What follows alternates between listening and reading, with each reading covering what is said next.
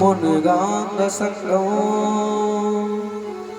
राधा मुकुंद युगलो तादाहो नमामि कृष्णाय वासुदेवाय हरये परमात्मने प्रणतः क्लेशनाशाय गोविंदाय नमो नमः। प्रणतः क्लेशनाशाय गोविंदाय नमो नमः। बोलवा के बिहारीलाल की जय जय। श्रीमद्भागवत महापुराण की जय। श्री वृंदावन धाम की जय। बरसाने गाम की जय। सद्गुरुदेव भगवान की जय। इष्ट देव स्थान देव कुलदेव की जय। बस्ती माता की जय जय जय जय जय जय जय। श्री राधे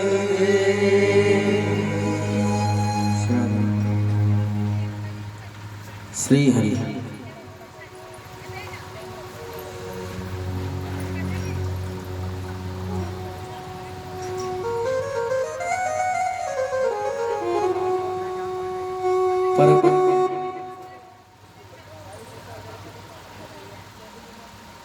परम मंगलमय कारण करुणा वर्णालय भक्त वांछा कल्पतरु तडिद्यत विनंदित पीतांबरधारी बालकृष्ण लाल की वांग्मयी प्रतिमूर्ति श्रीमद् भागवत महापुराण आज बड़े सौभाग्य के साथ श्री भगवान के चरणों में पुनः आज सप्तम दिवस की बेला में प्रवेश करते हैं। आज पुनः उन भगवान के चरणों में कोटि कोटि प्रणाम पुनः आज निवेदन करते हैं। जो बड़े भाग्य से सौभाग्य से उन भगवान के चरणों में प्रीति बढ़ाने का एक मन या अवसर पाने की इच्छा रखते हैं, ऐसे सभी भक्तों को व्यास मंच से सभी को राधे राधे। प्रेम से बोलो राधे राधे राधे राधे राधे राधे।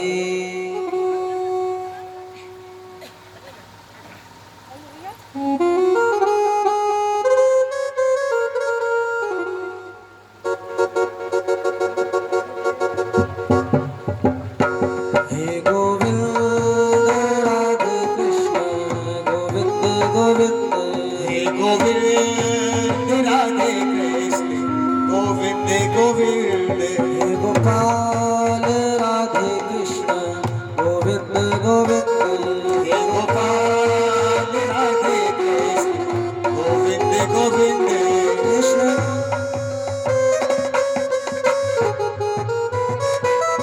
कृष्ण गोविंद गोविंद गोविंद कृष्ण गोविंद गोविंद राधे गोविंद गोविंद। कृष्ण गोविंद गोविंद गोविंद गोविंद कृष्ण गोविंद गोविंद राधे गोविंद गोविंद। हे गोपाल राधे कृष्ण गोविंद गोविंद। हे हे गोपाल राधे कृष्ण गोविंद गोविंद।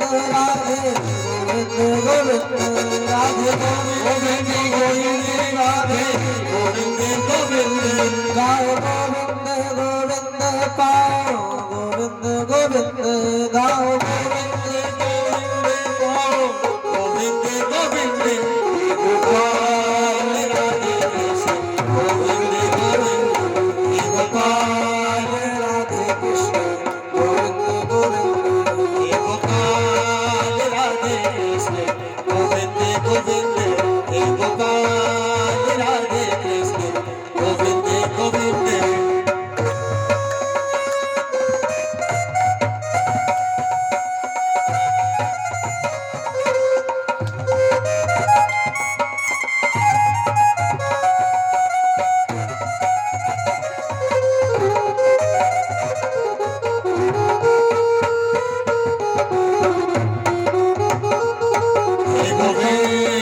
राधे कृष्ण गोविंद गोविंद गोपाल राधे कृष्ण गोविंद गोविंद गोपाल राधे कृष्ण गोविंद गोविंद गोपाल राधे कृष्ण गोविंद गोविंद हे गोपाल हे गोपाल हे गोविंद हे गोविंद हे गोपाल हे गोपाल हे गोविंद हे गोविंद गोविंद गोपाल राधे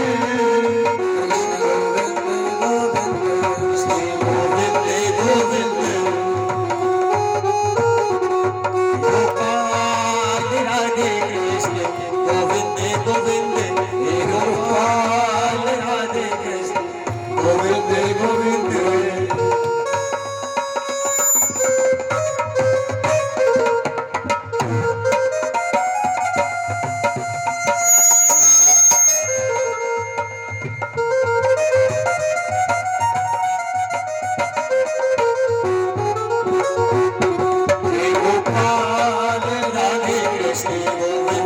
गोविंद जय हो गोपाल राधे कृष्ण गोविंद गोविंद राधे गोविंद गोविंद कृष्ण गोविंद गोविंद राधे गोविंद गोविंद कृष्ण गोविंद गोविंद राधे गोविंद गोविंद कृष्ण गोविंद गोविंद राधे गोविंद गोविंद कृष्ण गोविंद गोविंद हे गोपाल राधे कृष्ण गोविंद गोविंद हे गोपाल राधे कृष्ण गोविंद गोविंद हे गोपाल राधे कृष्ण गोविंद गोविंद हे गोपाल राधे कृष्ण गोविंद गोविंद राधे गोविंद गोविंद राधे गोविंद गोविंद जय हो शास्त्री की जय हो बोली भगवान की जय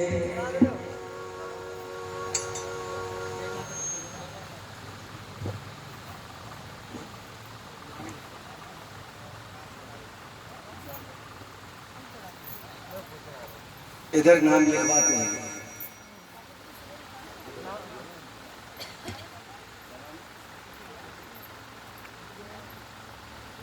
सुशील जी कुमार जी की तरफ से महाराज जी का फेटा बंधन और शास्त्री जी ने उतार लिया तुरंत। ये क्या किया भाई शास्त्री जी?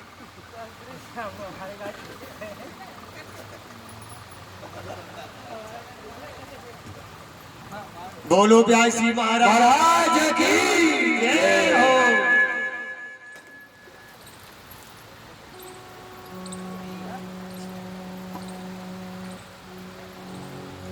श्री हरि श्री हरि। प्रेम से बोलो राधे राधे राधे राधे राधे। राधे राधे आज बड़ी पावन वेला में और विराम वेला में दोनों बात बड़ा मन हुआ कि महाराज सप्ताह विधान सप्ताह ज्ञान यज्ञ में प्रवेश मिले, परंतु आज वो सप्ताह ज्ञान यज्ञ विराम की ओर है। पाया कि महाराज कृष्ण का प्रेम कैसे मिले, कैसे कृपा मिले, कैसे भक्ति मिले।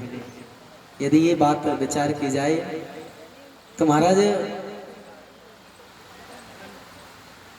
कहा कि भैया सवई भूमि गोपाल की कतहु निभाओ शीस।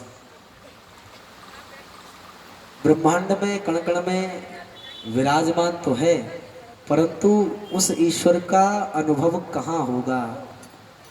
इसलिए हमें सनातन में मंदिर की और मूर्ति की पूजा का विधान दिया कि महाराज इतने बड़े वेदांती या इतने बड़े ज्ञानी नहीं है कि हर जगह उसको अनुभव में ले लेंगे।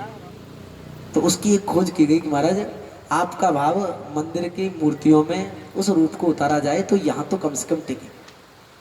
जैसे हवा तो हर जगह चलती है, परंतु हवा है फिर भी हमने पंखा लगा के रखा है, फिर भी पंखा लगा, फिर भी कूलर लगाते। अब इसके अंदर तो हवा भर नहीं रही है, ये भी वही हवा हमको इकट्ठी करके देता है। तात्पर्य इतना कि महाराज भाव हमारा जहाँ सिद्ध हो जाए, भाव हमारा जहाँ लग जाए, जहाँ अनुभव हो जाए कि यहाँ पर वो ईश्वर विराजमान है, तब जाकर के वास्तविक वो जो शक्ति है ऐश्वर्य शक्ति तब हमें अनुभव में आती। प्रेम से बोलो राधे राधे।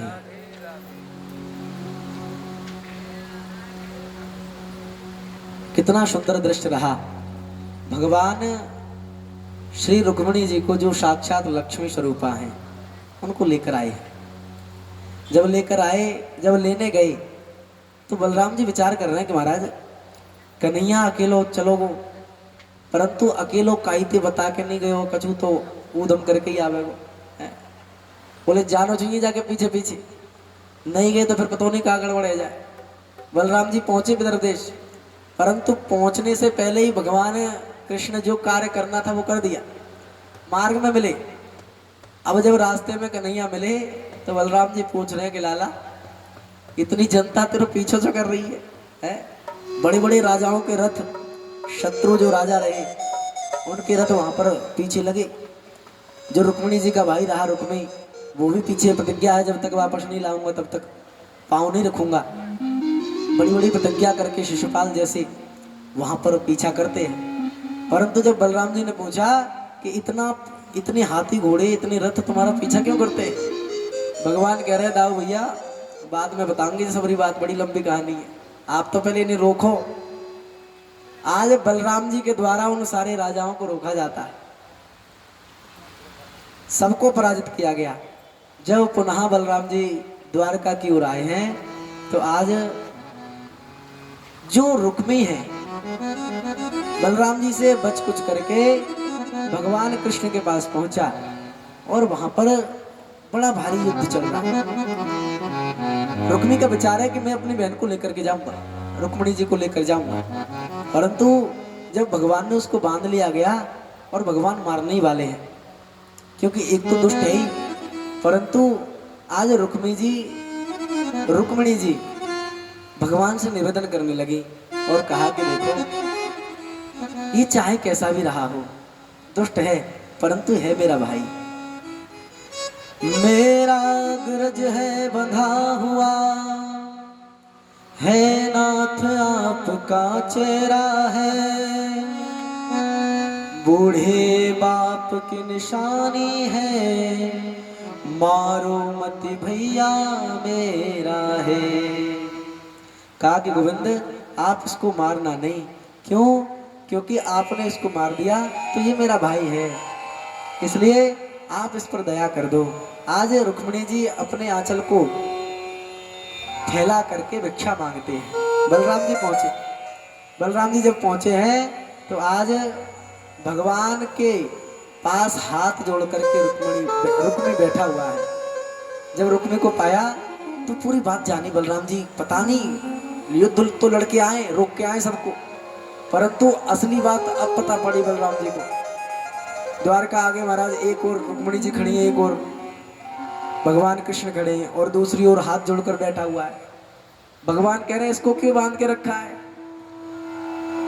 बलराम जी कह रहे बांध के क्यों रखा है? भगवान कह रहे दुष्ट है, मारने की इच्छा है। ये देवी कौन है? अब भगवान नहीं बोल रहे। अब कह रहे महाराज अब यदि बोले तो क्या बोले? समझ में आने लगी बात। आई तो रुक्मिणी जी से भी पूछा गया है कि देवी हम देखते थे रथ में आप बड़ी तीव्र गति से रथ को चलाती हुई आई हो। हाँ। इच्छा क्या है? बोले आपको लाया गया है क्या स्वयं आई हो? कारण क्या है?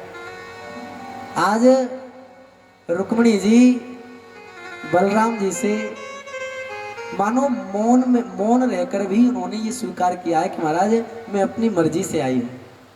बलराम जी उन भगवान के विवाह के उत्सव की दिव्य तैयारियों में लगे हैं। भगवान से बलराम जी कह रहे हैं लाला अब तो ऐसा लगे तो रुक्मिणी जी को इतनी दूर थे लेके आए हो, तो हमें लग रही है तेरा ब्याह कर देना चाहिए। क्यों? यदि तेरा ब्याह नहीं किया तो फिर पता नहीं तू कहाँ कहाँ थे और उठा के लाया जा हमारे तो ये वो बंधन में बांधने चाहिए। भगवान बलराम जी आज पूरी तैयारी में लगे हुए। प्रेम से बोलो राधे राधे। आज भगवान बड़े सुंदर दिव्यता के साथ सजे हुए हैं। ब्रजवासी पधारे हैं। इधर बलराम जी जब सजे तो भगवान कृष्ण जब सजे हुए हैं तो बड़े आनंद के साथ भाव उत्पन्न हुआ कि महाराज पहले तो कहा कि बरहा पीडम नटवर बपू कर्ण कारण।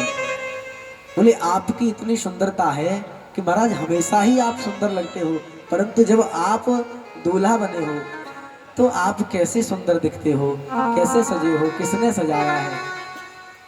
तेरा किसने किया श्रृंगार सावरे तेरा। भाव आ गया कि महाराज आपको सजाने वाला कौन है?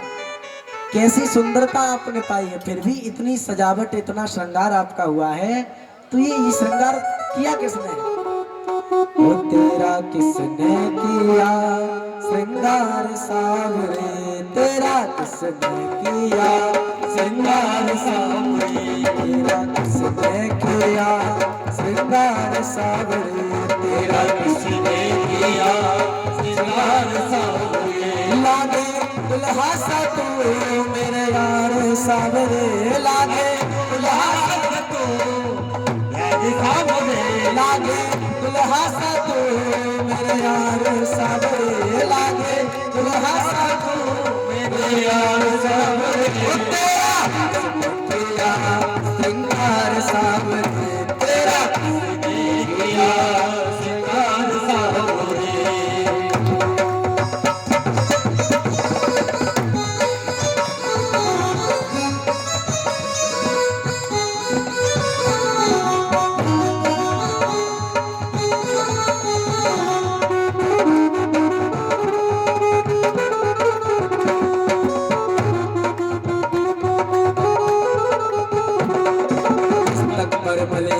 चंदन के सर तिलक लगाया मस्तक पर मलिया गिर चंदन के सर तिलक लगाया मोर मुकुट कानों में कुंडल इत्र खूब बरसाया मोर मुकुट कानों में कुंडल इत्र खूब बरसाया मस्तक पर मलिया गिर चंदन के सर तिलक लगाया मस्तक पर मलिया चंदन के सर तिलक लगाया कानों में कुंडल इत्र खूब बरसाया मोर मुकुट कानों में कुंडल इत्र खूब बरसाया।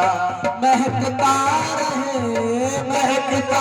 रहे तू दरबार सावरे महकता रहे तू दरबार सावरे तेरा किसने किया श्रृंगार सावरे तेरा किसने किया श्रृंगार सावरे।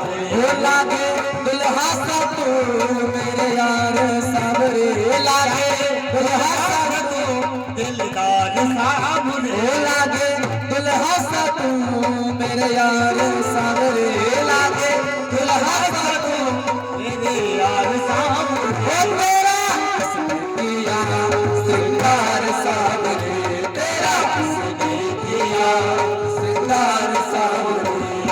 श्री हरि जय हो।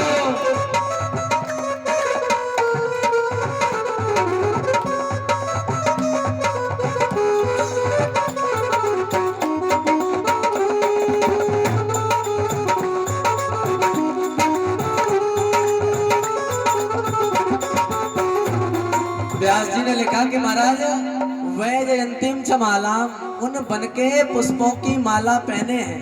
कैसे? बागों से कलियां चुन चुन कर सुंदर हार बनाया, बागों से कलियां चुन चुन कर सुंदर हार बनाया, बागों से कलियां चुन चुन कर सुंदर हार बनाया, बागों से कलियां चुन चुन कर सुंदर हार बनाया। रहे सलामत हाथ सदा वो जिसने तुझे सजाया, रहे सलामत हाथ जिसने तुझे सजाया। सजाता रहे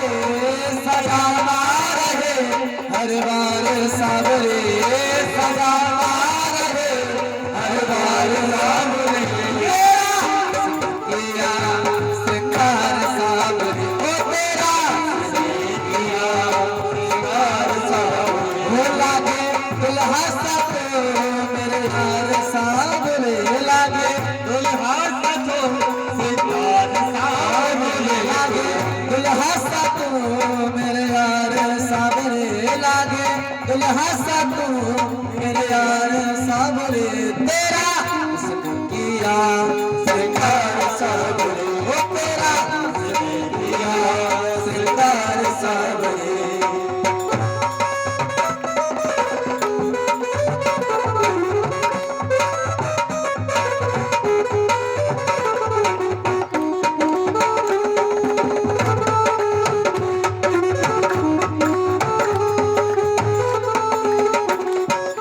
बोल सावरे बोल तुझे मैं कौन सा भजन सुनाऊं, बोल सावरे बोल कन्हैया कौन सा भजन सुनाऊं। बोल सावरे बोल तुझे मैं कौन सा भजन सुनाऊं, बोल सावरे बोल कन्हैया कौन सा भजन सुनाऊं। ऐसा कोई राग बता दे तो नाचे मैं गाऊं, ऐसा कोई राग बता दे तू नाचे मैं गाऊं। ऐसा कोई राग बता दे तो नाचे मैं गाऊं, ऐसा कोई राग बता दे तू नाचे मैं गाऊं। नचाता रहो हर बार सावरे, नचाता रहो हर बार सावरे। ओ तेरा हुस्न किया श्रृंगार सावरे, तेरा हुस्न किया श्रृंगार सावरे। तेरा हुस्न किया श्रृंगार सावरे, ओ लागे दुल्हा सातो मेरे यार सावरे, लागे दूल्हा सजो मेरे यार सावरे। लागे दुल्हा सातो मेरे यार सावरे, लागे दुल्हा सजो मेरे यार सावरे। ओ तेरा हुस्न किया श्रृंगार सावरे, तेरा किसने किया श्रृंगार सावरे, तेरा किसने किया श्रृंगार सावरे। बोलो सावरे सरकार की जय, रुक्मिणी रमण भगवान की जय जय जय श्री राधे राधे राधे। श्री हरि। प्रेम से बोलो राधे राधे राधे राधे।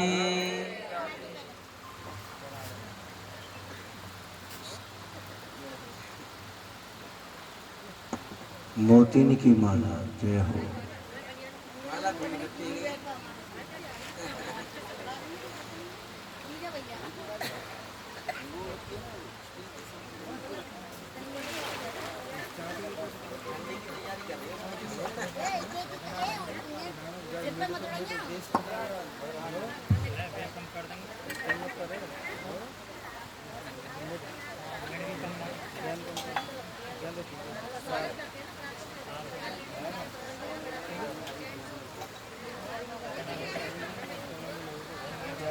श्री हरि। प्रेम से बोलो राधे राधे।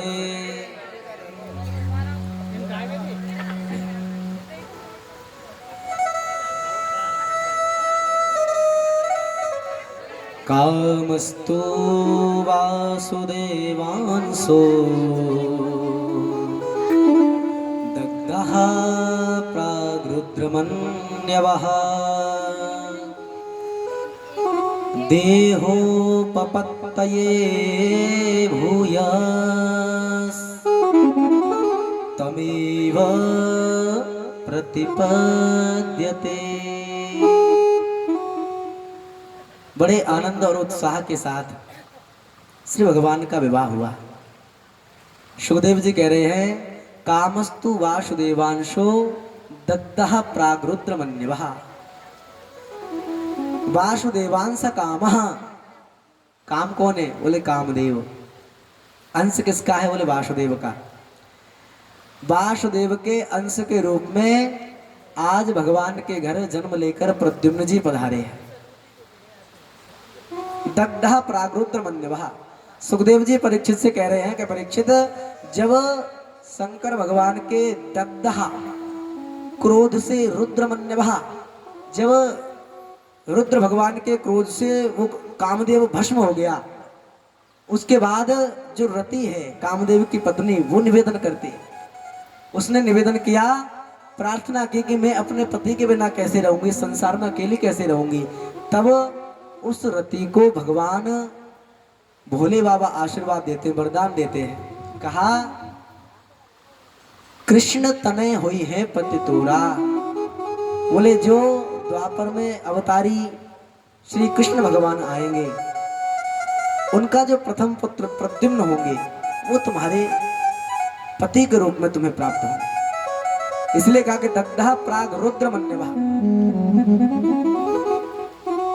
जब जन्म हुआ तो केवल 6 दिन की आयु है, और उस 6 दिन की आयु में उन प्रद्युम्न जी को एक बड़ा दुष्ट राक्षस है तो राजा, परंतु वृत्ति उसकी राक्षसों जैसी है, दैत्य जैसी है।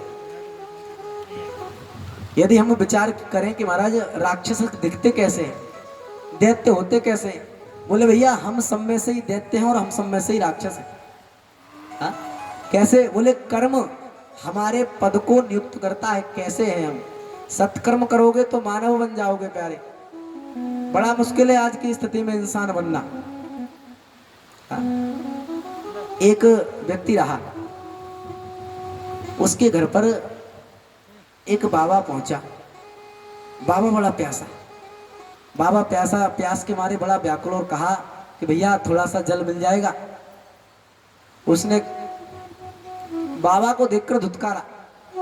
फिर भी बाबा कह रहे हैं, जब भैया बड़ी प्यास है तो उस धुतकार को भी सहना पड़ा, बड़ी प्यास लगी।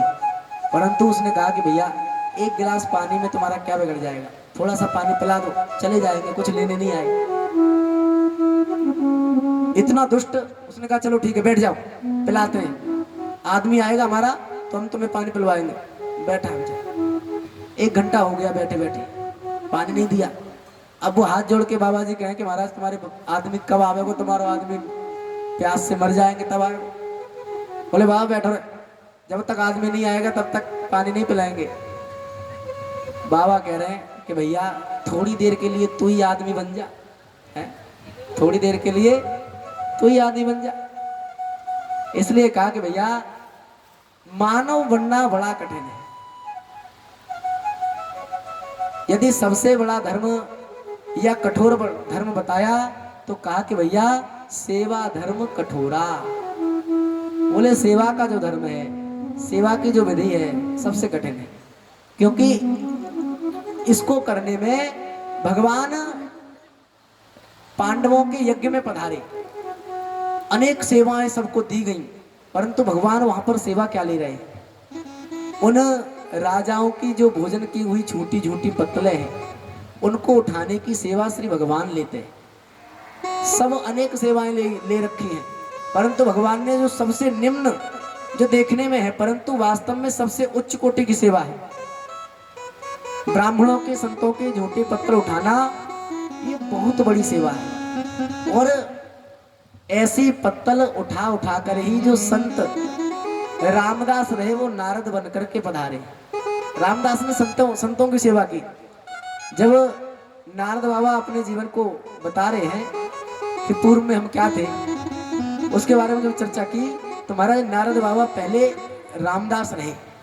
ऐसे ब्राह्मण के एक दासी के पुत्र थे, दास्याश्च पुत्राश्चन वेदवादिनः। बोले महाराज एक दासी के पुत्र हैं, परंतु वेदवादी ऋषियों की सेवा में लगे हुए हैं। निरंतर भजन करते हैं। जब भोजन करते हैं तो उनकी झूठे भोजन को पाते हैं, पत्तलें उठाते हैं, और उसका ऐसा प्रभाव रहा कि महाराज स्वयं ब्रह्मा जी के पुत्र नारद बन के नारद बाबा पर है। ऐसा पराक्रम, ऐसा ऐश्वर्य है संतों की सेवा में। और वो संत कैसे हैं प्यारे, जो वास्तव में उस सन्निधि में बैठ चुके हैं, जो वास्तव में आडंबरों से दूर हैं, प्रपंच से जो दूर हैं, वो वास्तविक संत है। आज श्री भगवान के द्वारा एक बालक का जन्म हुआ, मात्र 6 दिन की आयु है, और उस बालक को जो एक दुष्ट राजा है जिसका नाम है संबरासुर, राक्षस जैसी वृत्ति है, सूत का ग्रह से चुरा करके ले गया बालक, छोटा सा बालक प्रद्युम्न चुरा करके लेके गया और जाकर एक समुद्र में उस बालक को फेंक दिया। समुद्र में जब फेंका गया तो महाराज संयोग की बात ये रही कि उस समुद्र में बड़ा भयंकर मत्स्य है, बड़ी बड़ी मछलियां हैं, निगल लिया गया। मछुआरों के द्वारा मछली पकड़ी गई तो जिस मछली ने उस बालक को निगला है वो भी जाल में फंसी। ये बड़ा संयोग रहा। और इसके बाद सबसे बड़ा संयोग ये रहा कि महाराज उन मछुआरों ने राजा को प्रसन्न करने के लिए उस संबरासुर को वो मछली बड़ी है इसलिए भेंट दे दी। बोले महाराज आप ही हमारी तरफ से उस उपहार को स्वीकार करो। दे दिया। और जब दिया तो आज संबरासुर के द्वारा उस मत्स्य का भेदन विच्छेदन किया गया है और उस मत्स्य के उदर से बिल्कुल जीवित बालक जो उसने निगल लिया था वही बालक जीवित निकला है। संबरासुर की रसोई में काम करती है स्त्री जिसका नाम है मायावती। उसके बालक नहीं है तो संबरासुर की पत्नी, विवाह किया है संबरासुर ने, परंतु संबरासुर से वो दूर रहती है, रसोई में रहती है, उसी में काम करके वही अपना शयन करती है। आज संबरासुर को लगा कि देखो मायावती के कोई बालक नहीं है, इसलिए ये जो बालक मिला है इस मायावती को दे दिया जाए। दे दिया। आज जब उस बालक को मायावती को दिया गया, उस मायावती ने बालक को बड़ी रसायन पदार्थ खिलाई, बड़े दिव्य पदार्थ खिलाए कि जिससे जल्दी प्रौढ़ हो जाए, जल्दी बड़ा हो जाए।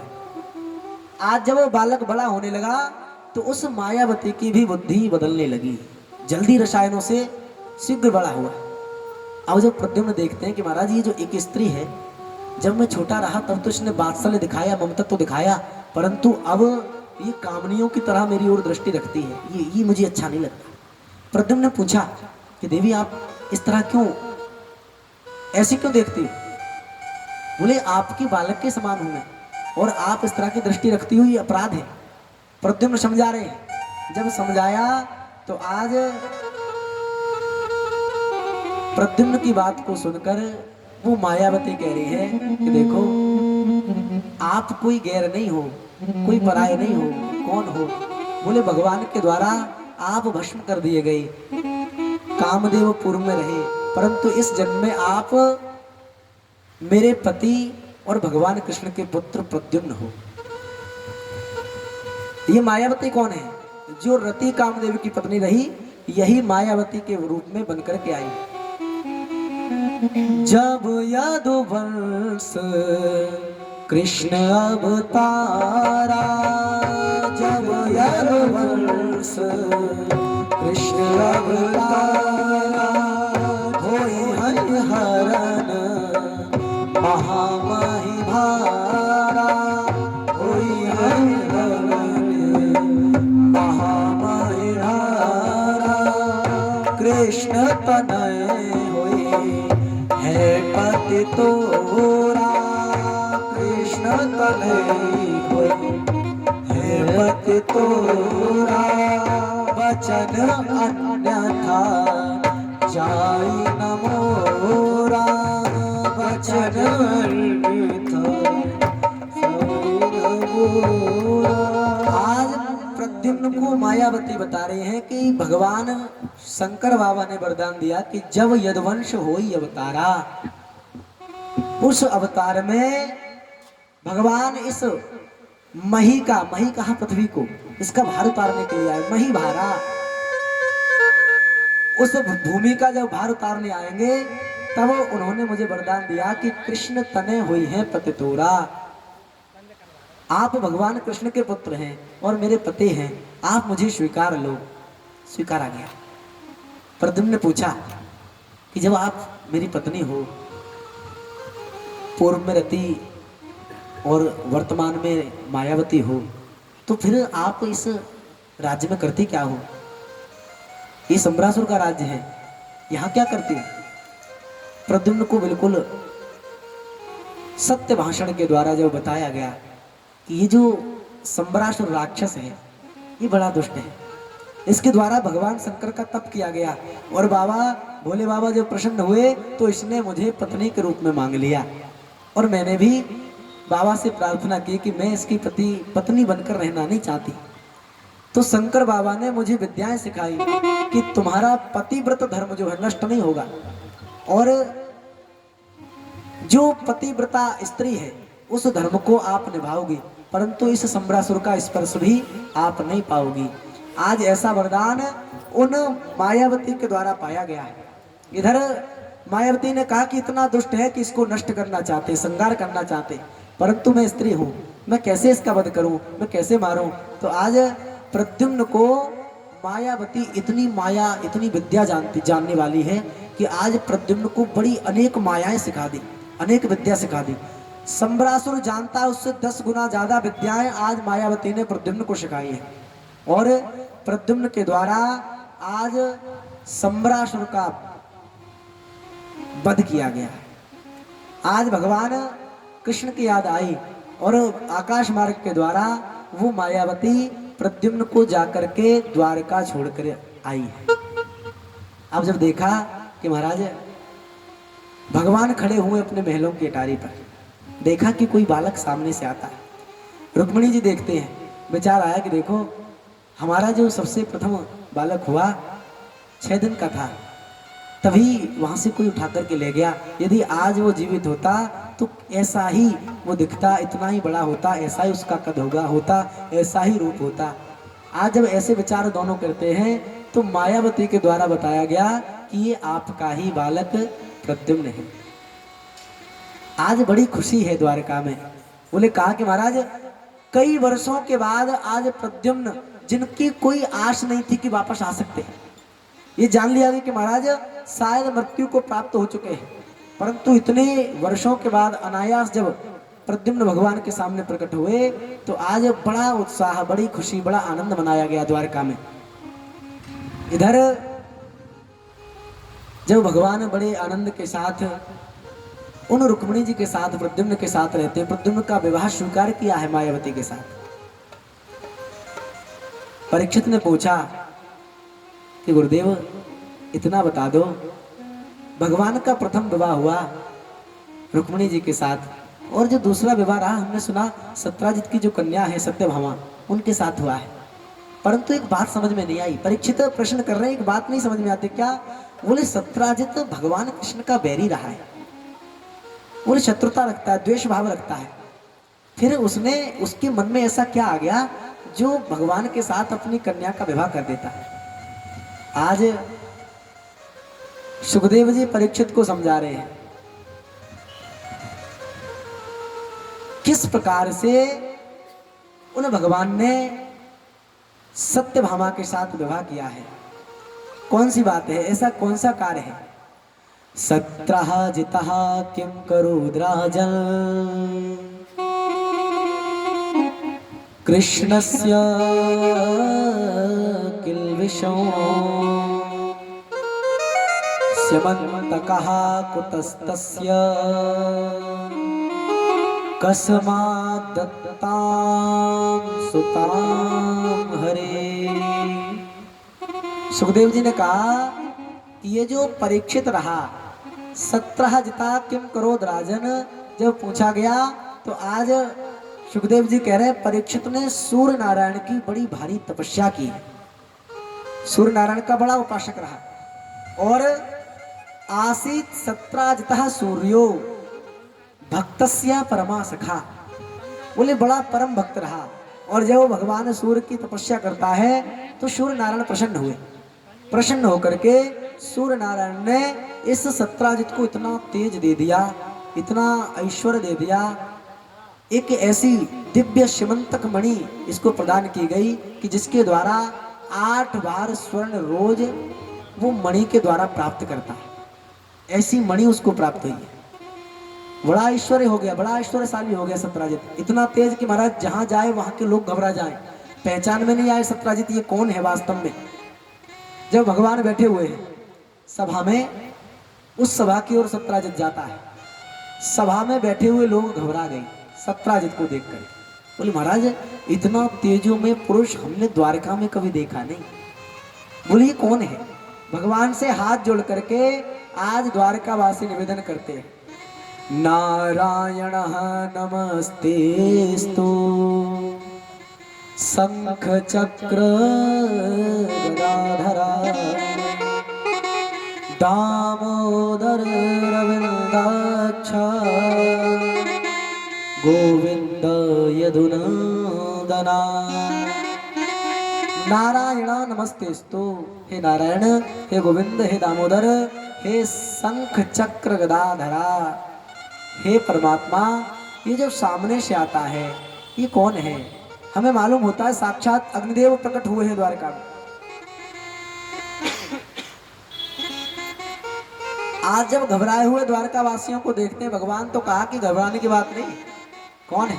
बोले हमारे ही बीच में रहने वाला सत्राजित है, इससे भयभीत नहीं होना है।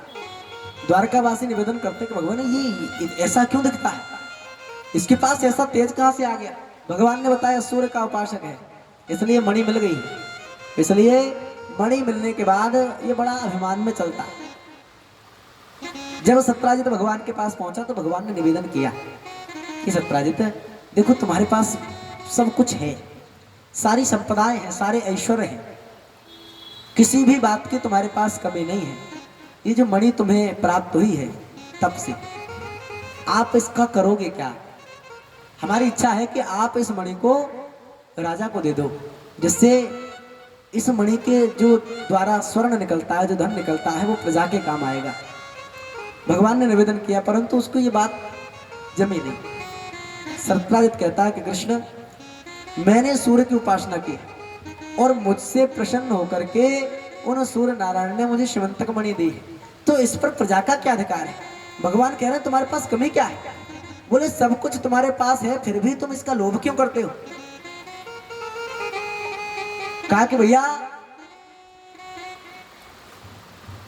पाप कब बढ़ा, पाप हमारे जीवन में कब आया, जब हमारे जीवन में भोग आया। भोग कब आया, जब हमने अपने धन का दुरुपयोग किया, हमने अपने उन संपदाओं का, उस संपत्ति का जब दुरुपयोग किया, तो हमारे शरीर के द्वारा भोग प्राप्त हुए और उस भोग के द्वारा हमने पाप करना शुरू कर दिया। ये सत्राजित यही है, सब कुछ है, सब कुछ होने के बाद भी मणि में ऐसा लोभ कि महाराज अब उस मणि के द्वारा वो भोग करता है, अपराध करने लगा है। यही गति हमारी है, हमारे पास सब कुछ है, फिर भी हम अपने धन के द्वारा बड़े विचित्र प्रकार के, विचित्र ढंग के भोग करते हैं, जिससे पाप बढ़ता है। प्रेम से बोलो राधे राधे। जब से हमने माना कि महाराज धन से सुख मिलता है, बताओ बड़े बड़े धनवान हैं, बड़े बड़े पैसे वाले हैं, उनसे पूछा जाए कि महाराज सुखी हो, नहीं। ये बिल्कुल बहुत बड़ा भ्रम है कि धन से सुख मिलता, धन से सुख नहीं मिलता। कबीरा सब जग निर्धना, धनवंता नहीं को, धनवंता सोई जानिए, जाके राम नाम धन हो। भैया धनवान और सुखी तो केवल वो है जिसके पास उस नाम का धन हो, उसने वो धन कमाया। ये जो धन हम कमा रहे हैं, ये इन बातों को आजीविका को चलाने के लिए, जो कार्य हमारे अटके हुए हैं बड़ी सुलभता से चल जाए, इसलिए ये धन है। ये धन हमें अपनी ओर आसक्ति में डालने के लिए नहीं है। श्री राधे राधे श्याम।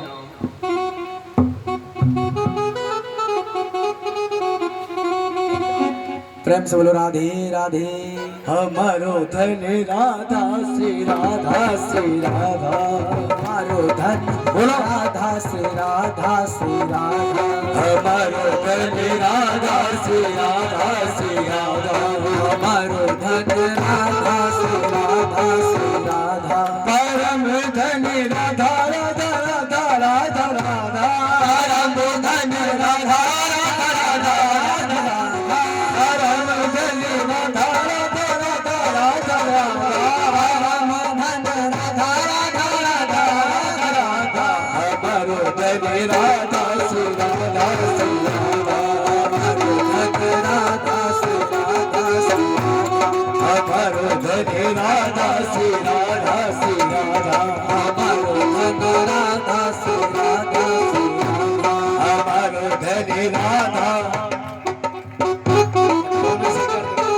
राधा श्री राधा, हमारो धन राधा श्री राधा श्री राधा, हमारो धन राधा राधा राधा राधा राधा, हमारो धन राधा राधा राधा राधा, हमारो धन राधा राधा राधा राधा राधा, हमारो धन राधा राधा राधा राधा राधा, परम धन राधा श्री राधा श्री राधा, धन राधा श्री राधा श्री राधा, हमारो धन राधा श्री राधा श्री राधा, हमारो धन राधा श्री राधा श्री राधा।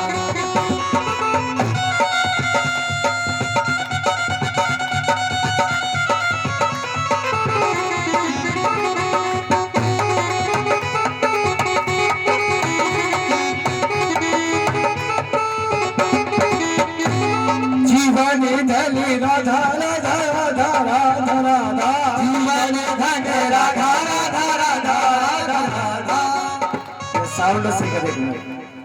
हला कुत्ता से लड़ रहे हैं यार, इको कम कर, सेट करेंगे। देख देख देख तू देख। श्री राधे भैया सीट दे रहा है, मैं और कोई मिस्टेक नहीं।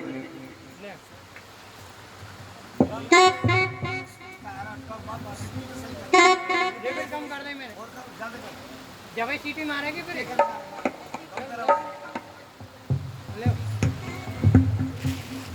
हमारो धन राधा श्री राधा श्री राधा, धन राधा श्री राधा श्री राधा, परम धन राधा राधा राधा राधा राधा, परम धन राधा राधा राधा राधा राधा, परम धन राधा राधा राधा राधा राधा, परम धन राधा राधा राधा राधा राधा, हमारो धन राधा श्री राधा श्री राधा, हमारो धन राधा श्री राधा श्री राधा, जीवन धन राधा श्री राधा श्री राधा, जीवन धन राधा श्री राधा श्री राधा।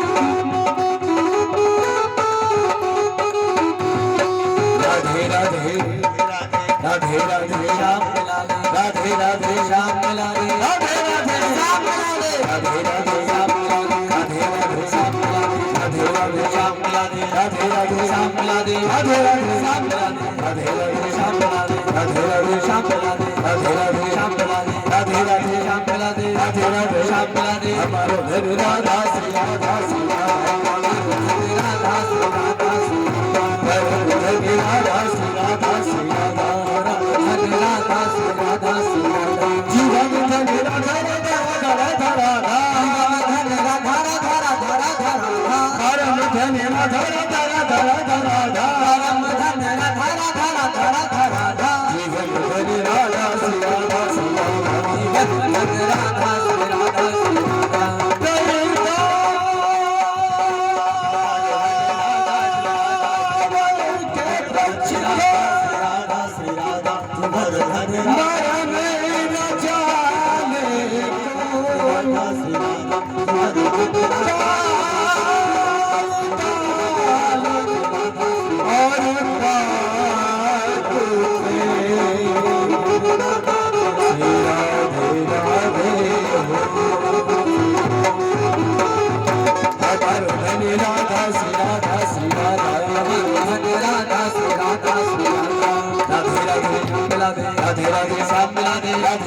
श्याम मिला दे, राधे राधे श्याम मिला दे, राधे राधे श्याम मिला दे, राधे राधे श्याम मिला दे, राधे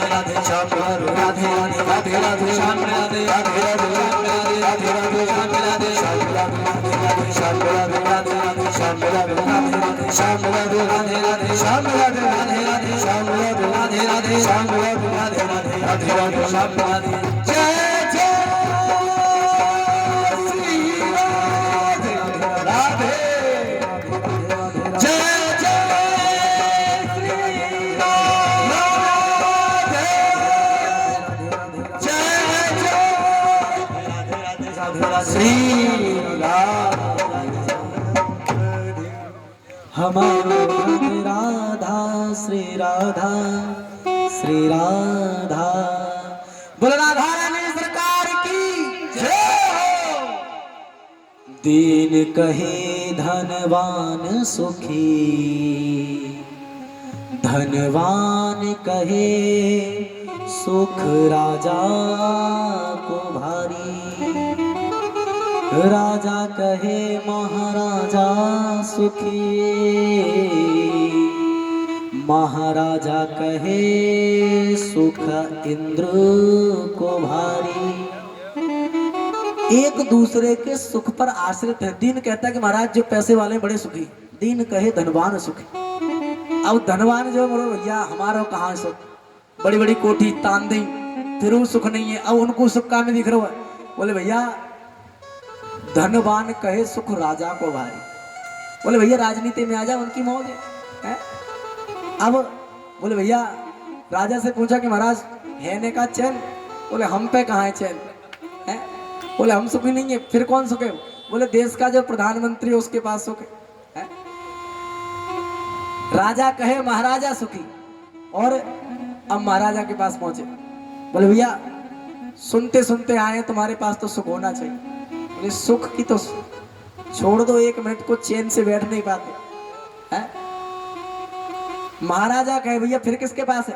बोले हमारे पास कहाँ है सुख, तो देवताओं के पास है। महाराजा कहे सुख इंद्र को भाई। अब भैया ऋषि मुनियों के पास बात पहुंच गई, भैया पता लगाओ सुखी है ये देवता के नहीं। महाराजा कहे सुख इंद्र को भारी। इंद्र के पास पहुंच कहा कि देवताओं चैन में हो कि नहीं हो। बोले महाराज सुख कहाँ है, जब मर्जी आए तब दैत्य लोग हम पे चढ़ाई कर देते हैं। राजा बलि जैसे दैत्य हुए, देवताओं को कितनी बार पराजित किया। इनके पास भी सुख नहीं है भैया है। अब इंद्र से पूछा कि भैया तुम ये तो बता दो सुखी कौन है। इंद्र कहे मोते ब्रह्मा सुखी है। इंद्र ने कहा भैया हमारे पास तो सुख का स्पर्श भी नहीं है। ब्रह्मा जी बड़े आनंद में है, चार चार मुख है उनके, बढ़िया आनंद से रहते, बड़ा सुख है उनके पास। अब ब्रह्मा जी के पास पहुंच गए, भैया देवता सुख की खोज में निकले, पता पाया कि तुम्हारे पास सुख है। ये बात सत्य है कि नहीं। आज ब्रह्मा जी भी कह रहे हैं कि महाराज ब्रह्मा कहे मोते विष्णु सुखी है। बोले महाराज हम तो इस सृष्टि को बनाने वाले हैं और बना करके झंझट में फंस गए। अब महाराज किसी के पास सुख नहीं पाया, मानव के पास क्या देवताओं के पास भी नहीं पाया, स्वयं भगवान के पास नहीं पाया। अब संतों ने विचार किया, दीन कहे धनवान सुखी, धनवान कहे सुख राजा को भारी, राजा कहे मोते इंद्र सुखी, इंद्र कहे सुख विष्णु को भारी। तुलसी बाबा विचार कर रहे, बोले महाराज सुख किसी के पास नहीं, किसके पास है। तुलसीदास विचार कहे, हरि नाम बिना सब जीव दुखारी, हरि नाम बिना सब जीव दुखारी। वास्तविक बात है प्यारे, कितना भी वैभव कितनी भी संपत्ति इकट्ठी कर लो, ये सबको पता है कि महाराज जाएगी नहीं, तुम्हें जाना पड़ेगा, शरीर भी नहीं जाएगा। केवल ये जो जीव हमारे यहाँ अंदर जो बोलता है या सुनने वाला है यही जाएगा, जो दिखता ही नहीं। भगवान के सामने प्रकट होगा और केवल साथ में क्या लेकर जाएगा? बोले भैया जो यहाँ पर आकर हमने कर्म कर दिए। अंत समय डोली उठा ली जाएगी,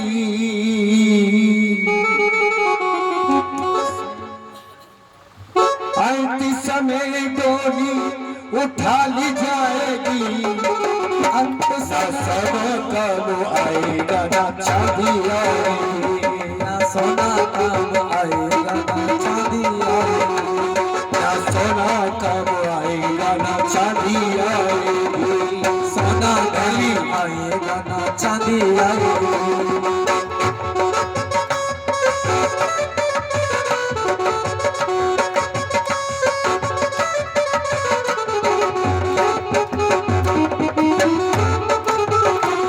ना सोना काम आएगा ना चांदी आएगी, ना सोना काम आएगा ना चांदी आएगी, ओ ना सोना काम आएगा ना चांदी आएगी, ना सोना काम आएगा ना चांदी आएगी।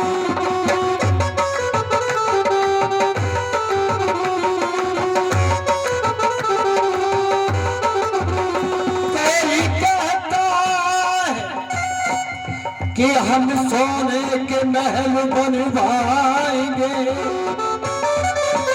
कोई कहता है कि हम बादशाह हो जाएंगे, ये नहीं मालूम जीवन की क्या औकात है, चार दिन की चांदनी और फिर अंधेरी रात है, ना सोना काम आएगा ना चांदी आएगी, ना सोना काम आएगा ना चांदी आएगी। जाएगा जब जहाँ से कुछ भी न पास होगा, जाएगा जब यहाँ से कुछ भी न पास होगा, गए जब जहाँ से कुछ भी न पास होगा, जाएगा जब यहाँ से कुछ भी न पास होगा, दो गज कफन का टुकड़ा तेरा लिबास होगा, दो गज कफन का टुकड़ा तेरा लिबास होगा, दो गज कफन का टुकड़ा तेरा लिबास होगा, दो गज कफन का टुकड़ा तेरा लिबास होगा। चुन चुन के लकड़ियों पर ढक दे तेरे बदन को, चुन के लकड़ियों पर ढक दे तेरे बदन को, जब आके उठा लेगा मैं कर तेरे कफन को, आके उठा लेगा मैं कर तेरे कफन को, देगा आग तुझ में, देगा आग तुझ में बेटा जो खास होगा, वो गज कफन का टुकड़ा तेरा लिबास होगा, गज कफन का टुकड़ा तेरा लिबास होगा, गज कफन का टुकड़ा तेरा लिबास होगा, गज कफन का टुकड़ा तेरा लिबास होगा। मिट्टी में मिले मिट्टी बाकी जो खाक होगी, मिट्टी में मिले मिट्टी बाकी जो खाक होगी, सोने से तेरी काया चल करके राख होगी, सोने से तेरी काया जल करके राख होगी, सोने से तेरी काया चल करके राख होगी, सोने से तेरी काया जल करके राख होगी। दुनिया से त्याग तेरा, दुनिया से त्याग तेरा प्रगट में वास होगा, तो गज कफन का टुकड़ा तेरा लिबास होगा, तो गज कफन का टुकड़ा तेरा लिबास होगा। जाएगा जब जहाँ से कुछ भी न पास होगा, आएगा जब यहाँ से कुछ भी न पास होगा, जाएगा जब जहाँ से कुछ भी न पास होगा, आएगा जब यहाँ से कुछ भी न पास होगा, तो गज कफन का टुकड़ा तेरा लिबास होगा, गज कफन का टुकड़ा तेरा लिबास होगा, तो गज कफन का टुकड़ा तेरा लिबास होगा, गज कफन का टुकड़ा तेरा लिबास होगा। लिबास हो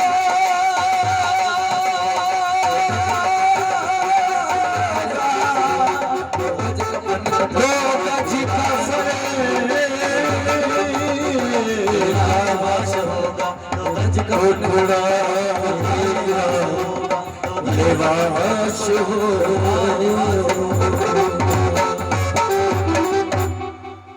प्रेम से बोलो राधे राधे राधे राधे। जाएगा अब यहाँ से कुछ भी न पास होगा। तैयारी कितनी लंबी है प्यारे, छोटे से जीवन की तैयारी बड़ी लंबी है, परंतु 2 गज कफन का टुकड़ा तेरा लिबास होगा। आज देखा गया कि भैया बड़ा समझाया, सत्राजित को भगवान समझाया, तुम्हारे पास सब कुछ है, किसी बात की कमी नहीं है, फिर तुम लोभ क्यों करते हो? एक व्यक्ति रहा, पैसे वाला है, बड़ा पैसा है, धन है, परंतु धन तो है परंतु धन को दान देने का मन नहीं है। धन है परंतु मन नहीं, इसलिए लोग ताना भी मारते हैं, बोले महाराज तुम इतने बड़े सेठ हो फिर भी तुम दान नहीं करते हैं? कितना भारी पैसा है, क्या करोगे तुम इसका? इसलिए इतनी बड़ी बड़ी तुमने बिल्डिंग बना ली, तुम्हारे नाती पोते नौकरी में लग रहे हैं, सर्विस में लग रहे हैं, फिर भी तुम दान धर्म नहीं कर सकते, क्या करोगे इसका धन का? है ऐसा जो व्यक्ति रहा, उसका नाम कितना भी समझाओ उसको, परंतु उसके मन में, उसके दिमाग में घुसी नहीं बात। बोले महाराज क्या होगा दान करके? उसका नाम ही लोगों ने मजाक मजाक में ताने मारने में ही दानचंद रख दिया। बोले महाराज तुमसे बड़ा कोई दानी नहीं है। बोले पता ही नहीं तुमने इतना वैभव इकट्ठा कर लिया, इतना धन तुमने जोड़ लिया, परंतु दान तुमसे हुआ ही नहीं, इसलिए तुम्हारा नाम ही दानचंद हो गया। दानचंद नाम रख दिया भैया। बोलो राधे राधे। अब दानचंद की वृत्ति क्या है भैया? इतना लोभी, कभी जीवन में उसने अपने घर में हवन भी नहीं करवाया। क्यों? क्योंकि भैया हवन कराएंगे पंडित को बुलाना पड़ेगा, पैसा खर्च होगा, नहीं कराया। बोले क्या होगा हवन कराएं, चलो ऐसी ठीक है। बड़ा लोभी, कहीं भी नहीं जाए महाराज, कोई दान नहीं करे, कोई धर्म नहीं करे, कोई पूजा पाठ नहीं करे। बाजार में जाए तो महाराज बिल्कुल पैदल ही पैदल जाए, पैदल ही पैदल आ जाए। इतना लोभ, बड़ा भारी लोभ है उसको। अब उसकी जो पत्नी है, ये जो हमारे सनातन धर्म में पत्नी के पहले जो जोड़ते कि महाराज धर्म पत्नी है, क्यों जोड़ा? धर्म पत्नी क्यों कहा? इसका बड़ा राज है। बोले महाराज यदि पति धर्म के मार्ग पर न चले तो वो पत्नी जो धर्म पत्नी बन करके आई है, वो धर्म सिखाए, धर्म बताए और धर्म के मार्ग पर चलाए, वो वास्तव में धर्म पत्नी कहलाती। अपने पति को जो धर्म के रास्ते को दिखा दे, जो धर्म में रुचि करा दे, वो है वास्तव में धर्म पत्नी। बोलो राधे राधे। आज जब दानचंद की ऐसी वृत्ति देखी, पूरी जवानी निकल गई, बुढ़ापा आ गया। अब दानचंद की पत्नी को लगा कि देखो पूरा जीवन हमने ऐसे ही बिता दिया, इतना लोभ करते, कोई पुण्य नहीं किया इन्होंने, इनकी गति कैसी होगी? चिंता होने लगी पत्नी को। पत्नी कह रही है कि देखो आपने कभी पुण्य नहीं किया, कभी दान नहीं किया, तो कम से कम पैसा खर्च करने की हिम्मत नहीं है, मन नहीं है, तो यहाँ से 12 किलोमीटर गंगा जी है, कम से कम गंगा स्नान ही कर आओ, आते ही तुम्हारे पाप धुल जाएंगे। निवेदन कर दिया। अब मन तो है नहीं उसका जाने का। बोले महाराज जाएंगे तो इतनी दूर गंगा जी किराया लगेगा, किराए में पैसे खर्च होंगे, अब कैसे जाए? इच्छा ही नहीं। बोले महाराज बिना किराए के चले जाओ। पत्नी कह रही है बिना किराए के चले जाओ। इतना लोभी कि महाराज चल दिया, 12 किलोमीटर गंगा जी, पैदल ही चल पड़ा, पैदल गया गंगा जी। अब गंगा जी में देखा तो महाराज बड़ी भीड़ भाड़ है, बढ़िया तिलक छापे लगा के पंडा बैठे वहां। अब जहां पंडा बैठे हैं उसके पीछे मन में आया कि देखो यदि हम इस घाट पे स्नान करेंगे तो पंडा पहले ही झपट लेंगे। सेठ जी तो पैर चाहे कितने भी लोभी हैं, अपने आप दिख जाए कि सेठ बैठो है। बोल राधे राधे। अब पंडाओं से बचने के लिए उसने उपाय किया कि महाराज यहां नहीं नहाएंगे। कहा? जहां पे कोई नहीं होगा, एकांत में। एकांत पाया कहा? बोले भैया पहुंच गए मुर्दा घाट। बोले यहां तो कोई कोई कभी कभी आता है और आता है सो जाता नहीं, मुर्दा घाट पे कौन वापस गया? बोले यहां ठीक है। यहाँ पे कोई आएगा भी नहीं, कोई हमसे मांगेगा भी नहीं, आराम से स्नान करके चले जाएंगे। स्नान किया, भगवान देख रहे।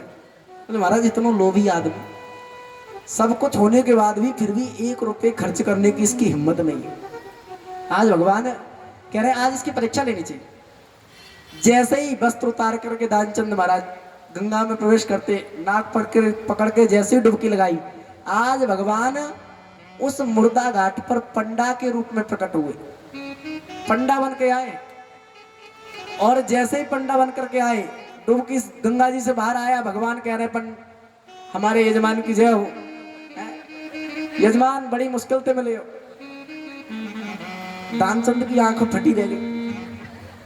भगवान से दानचंद कह रहे हैं तुम कौन हो, कहां से आए, अभी तो कोई नहीं था। बोले महाराज हम इस घाट के पंडा हैं। भगवान कह रहे हैं हम इस घाट के पंडा हैं। बोले तुम यहाँ क्यों रहते हो, यहाँ तो कोई नहीं रहता। बोले हम बड़े संतुष्टि ब्राह्मण हैं, संतोष रखने वाले हैं। बोले यहाँ पर कोई कोई आता है कभी कभी, ज्यादा भीड़ भाड़ हमें अच्छी नहीं लगती।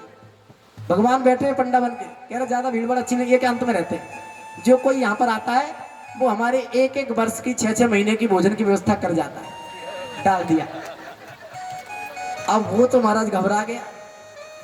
बोले हम 1 वर्ष की तो क्या 6 महीने की नहीं कर सकते। 6 महीने की कह रहे हम तो 1 दिन की भी नहीं कर पाएंगे। भगवान कह रहे देखो जब आए हो इस घाट पे तो कुछ तो करना पड़ेगा है? अब बेचारा घबराया हुआ है कि कैसे पल्ला छुटाऊं अपना। बाहर आ गया कि महाराज क्या करना पड़ेगा। बोले ज्यादा हम नहीं दे पाएंगे, हमारी हिम्मत नहीं है, प्राण निकल जाएंगे ज्यादा दे दिया तो। बोले कुछ तो देना पड़ेगा। बोले ठीक है, 1 पैसा तुम्हें हम दान में दे रहे हैं, 1 रुपया भी नहीं, 1 पैसा दे रहे हैं, 1 पैसा। बोले ठीक है लाओ दो। बोले नहीं अभी नहीं, उधार दे रहे हैं। वो भी नगद नहीं दे रहे, उधार दे रहे। तो ठीक है।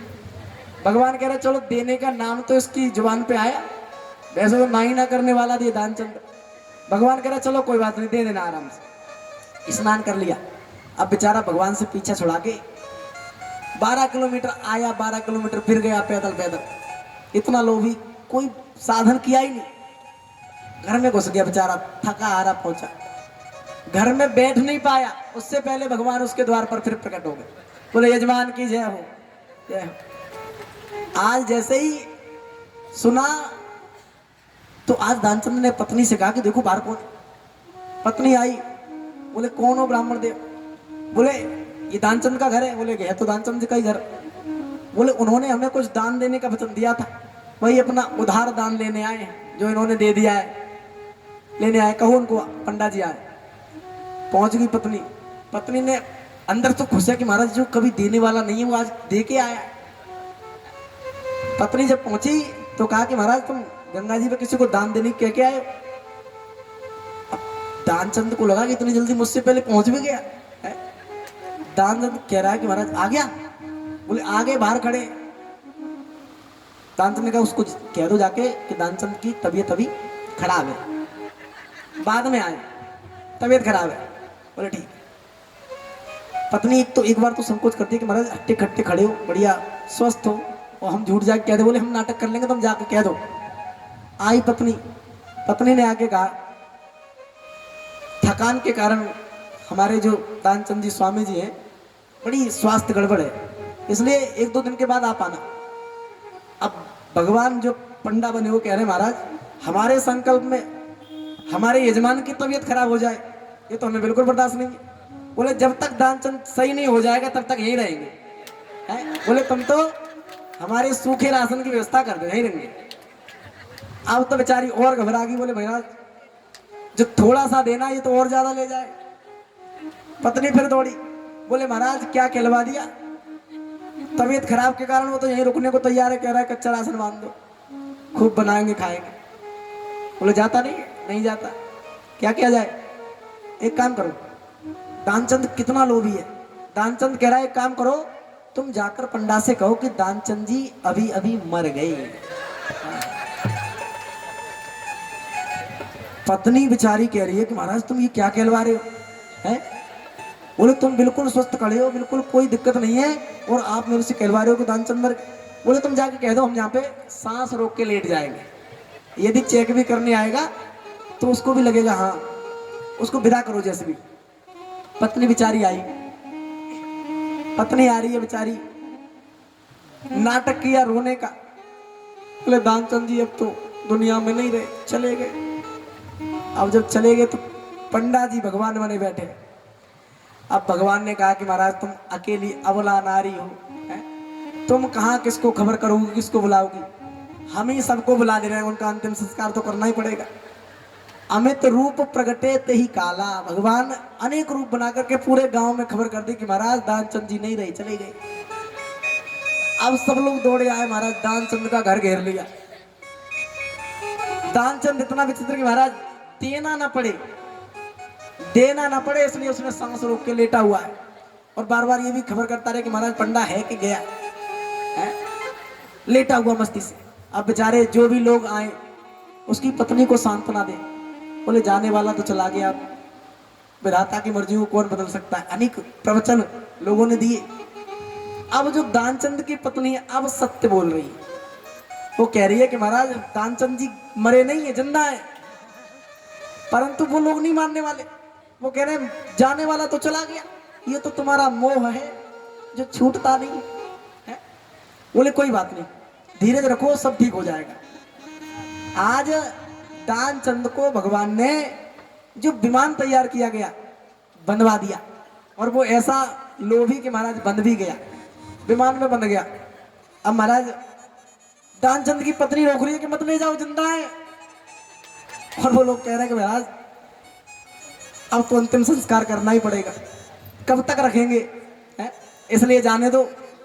कई कई प्रकार से पत्नी बार बार निवेदन करती है कि देखो रहने दो, दानचंद जी जिंदा है, बहुत बोला नहीं माने।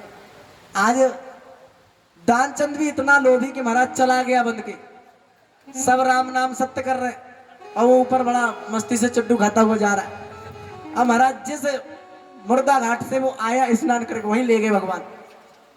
बोले महाराज पूरी जो लकड़ी इत्यादि रही उनकी सबकी व्यवस्था की गई, सजा दी और उस दानचंद के शरीर को लिटा दिया।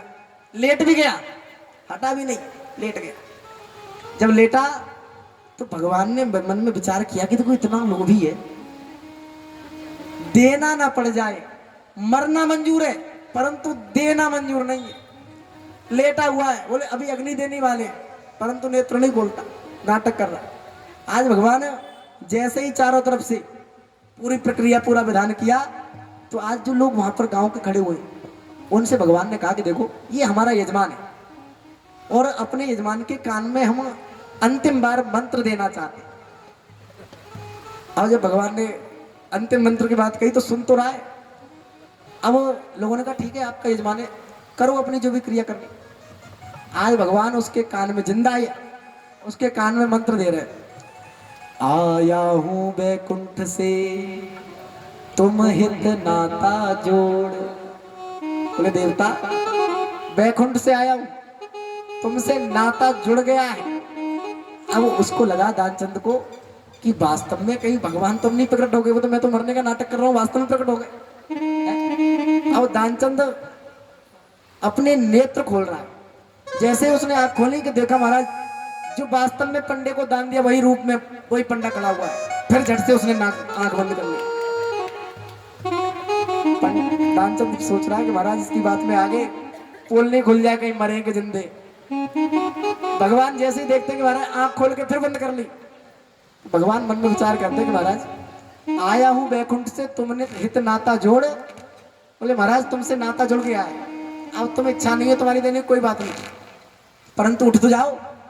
बोले मरने को तैयार हो, अभी अग्नि लग जाएगी फिर क्या होगा। बोले मरने को तैयार हो। भगवान कह रहे हम तुम्हारी इसी बात पे प्रसन्न है। कहा कि मांग लियो वरदान कछु। अब जैसे ही कहा कि वरदान मांग लियो तो झट से उठ गया। बोले महाराज जो तुम्हें दिया है बस ढेला दी जो छोड़। बोले बाकी सब कुछ है, जो हमने तुम्हें उधार गलती से दे दिया है बस उसी को छोड़ दो, बाकी हमारे पास सब कुछ। बोले राधे राधे।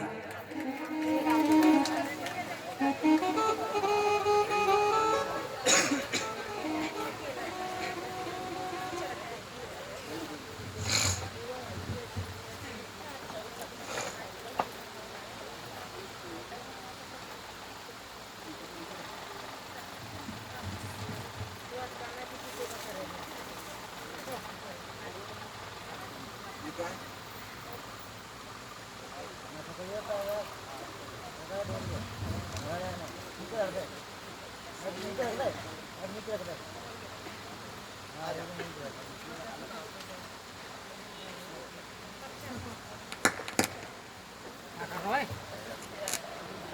इस तारीख में मारे तार प्रेम से बोलो राधे राधे राधे राधे। भागवत में कुछ दान सहयोग के रूप में आया है, उसके लिए आप श्रवण करें और उत्साह और सभी दानदाताओं का बढ़ाएं जो वास्तव में दानचंद न बने हैं। बोलो राधे राधे।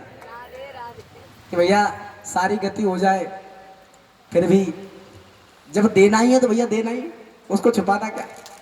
आज दे दो या कल दे दो, देना तो है। केवल लेना मत सीखो, देना भी सीखो, दोनों बातें करनी चाहिए। बोलो राधे राधे। नरेश गुर्जर जी के द्वारा भागवत में 1100 रुपए की भेंट यहाँ पर दी गई है, इनके लिए सुंदर तालियां बजाएं। मुकेश ठाकुर जी के द्वारा पुनः 1100 रुपए की भेंट दी गई है, इनके लिए भी सुंदर तालियां बजाएं।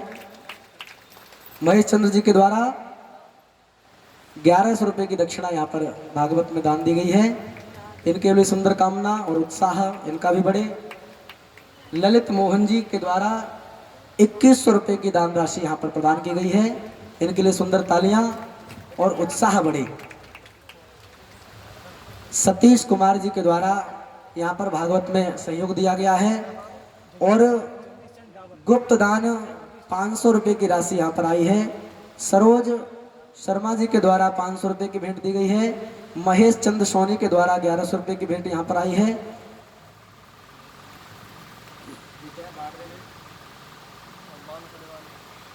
बान खेड़े वाले शास्त्री जी 501 रुपए की राशि यहाँ पर प्रदान की गई है इनके द्वारा। गुप्त दान 500 रुपए की राशि, पुनः गुप्त दान 500 रुपए की राशि, एक और गुप्त दान है जिसमें 501 रुपए की राशि यहाँ पर प्रदान की गई है। इन सभी दानदाताओं के लिए सुंदर तालियों से स्वागत किया जाए। और ब्रजेश कुमार जी के द्वारा 1100 रुपए की राशि यहाँ पर प्रदान की गई है और प्रसाद भी इन्हीं के द्वारा, आज का जो प्रसाद है इन्हीं के द्वारा वितरण हो रहा है। सुनील कुमार जी गुप्ता जी 1100 रुपए की राशि इनके द्वारा भी यहाँ पर भेंट दी गई है।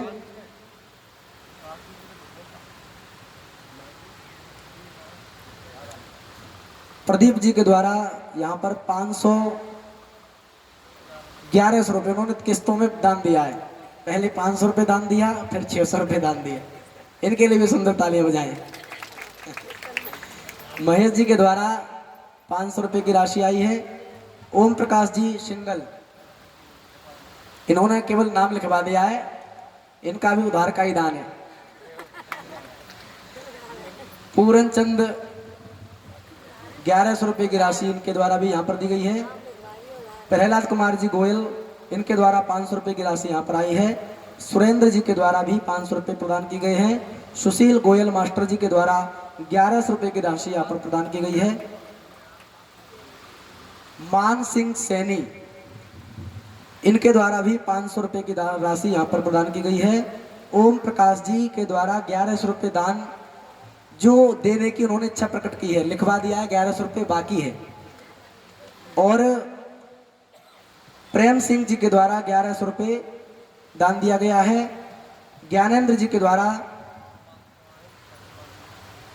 500 रुपए की राशि प्रदान की गई है और 600 रुपए की और शेष इच्छा है, इनके लिए भी सुंदर तालियां बजाएं। राजेंद्र जी के द्वारा यहाँ पर नाम लिखा गया है, इनके भी इच्छा है दान देने की, उत्साह बढ़े, अधिक से अधिक यहाँ पर सहयोग इनका प्राप्त हो। और किशन चंद जी के द्वारा यहाँ पर 1100 रुपए की भेंट पुनः प्राप्त हुई है। इन सभी जगदीश जी के द्वारा पुनः 1100 रुपए, सुनील जी के द्वारा भी यहाँ पर 1100 रुपए की राशि प्रदान की गई है। इनके सबके लिए सुंदर तालियों से स्वागत हो और उत्साह बढ़े। ये जो वास्तव में कहा गया कि महाराज सामूहिक जो ज्ञान यज्ञ रहा, सप्ताह ज्ञान यज्ञ, ब्राह्मण या ब्रजवासी कर क्या सकता है? बोले भैया तन की सेवा यदि ली जाए तो आप खूब लो, परंतु धन की सेवा तो आप सबको ही करनी है। धन के बिना धर्म बड़ा असंभव है। यदि आप थोड़ा भी धर्म करने की इच्छा रखोगे तो उसमें हमें धन व्यय करना पड़ेगा, जिससे धन क्या है, धर्म का मूल कारण है। अच्छा होगा कि महाराज हम अपने बचे हुए धन को धर्म में खर्च करें। खर्च तो होगा, क्योंकि भैया जो लक्ष्मी रही वो चंचल है, खर्च होनी है, या तो पाप में हो जाए या फिर धर्म में हो जाए, खर्च होनी है, निश्चित है। आप विचार करें कि महाराज हम अपने पास रख ले, रह ही नहीं सकती। इसलिए बहुत से लोगों को ये भी सिखाते हैं कि महाराज पैसा कमाते तो बहुत है परंतु रुकता नहीं है। ये जो एक शिकायत है, रुकेगा नहीं, क्योंकि चंचल है लक्ष्मी, वो एक जगह टिकेगी नहीं, भाव है ही नहीं रुकने का। इसलिए आपके पास जो धन आया है, जो वास्तव में जाने ही वाला है, ऐसे धन को हमें अच्छे कर्म में और सदमार्ग में और धर्म में, सत्संग में, भागवत में दान देकर अपने उस धन की सार्थकता प्रदान करनी चाहिए। प्रेम से बोलो राधे राधे। भागवत का जो मन आया कि महाराज हमारे द्वारा भागवत हो, तो भागवत कोई हलवा पूड़ी नहीं है कि महाराज तुम करवा लो, जब मर्जी आए तब भागवत करवा लो। ये बड़ा भारी व्रत है, बड़ा भारी यज्ञ है। हर किसी व्यक्ति के बस में नहीं है कि महाराज हम हर साल भी करवा ले, नहीं करवा सकते, क्योंकि संयम, नियम, आसन, फिर धन, फिर अपना मन, फिर इस तन की सेवा, कई कई प्रकार की सेवा है। परंतु यहाँ पर सामूहिक ज्ञान यज्ञ में क्या है, बोले भैया आप सबका जो कामना है कि महाराज हमारे द्वारा हो परंतु कर नहीं पा रहे, आप यहाँ शामिल हो। यहाँ पर आपकी जो कामना रही वो पूर्ण होगी, परंतु वो जो बड़े बड़े आडंबर हैं, बड़े बड़े नियम हैं, आप उनसे बच जाओगे। जैसे हमने कहा कि महाराज प्रथम दिन जब कथा हुई, वहाँ पर बताया कि महाराज लड्डू गोपाल की सेवा यहाँ पर आरंभ हो, सबने बड़े उत्साह से पूजन कराया। तो वो जो 7 दिन 7 लोगों ने पूजन कराया, उन सबको यहाँ पर फल मिला। जिन्होंने यहाँ पर सहयोग दिया उन सबको फल मिला।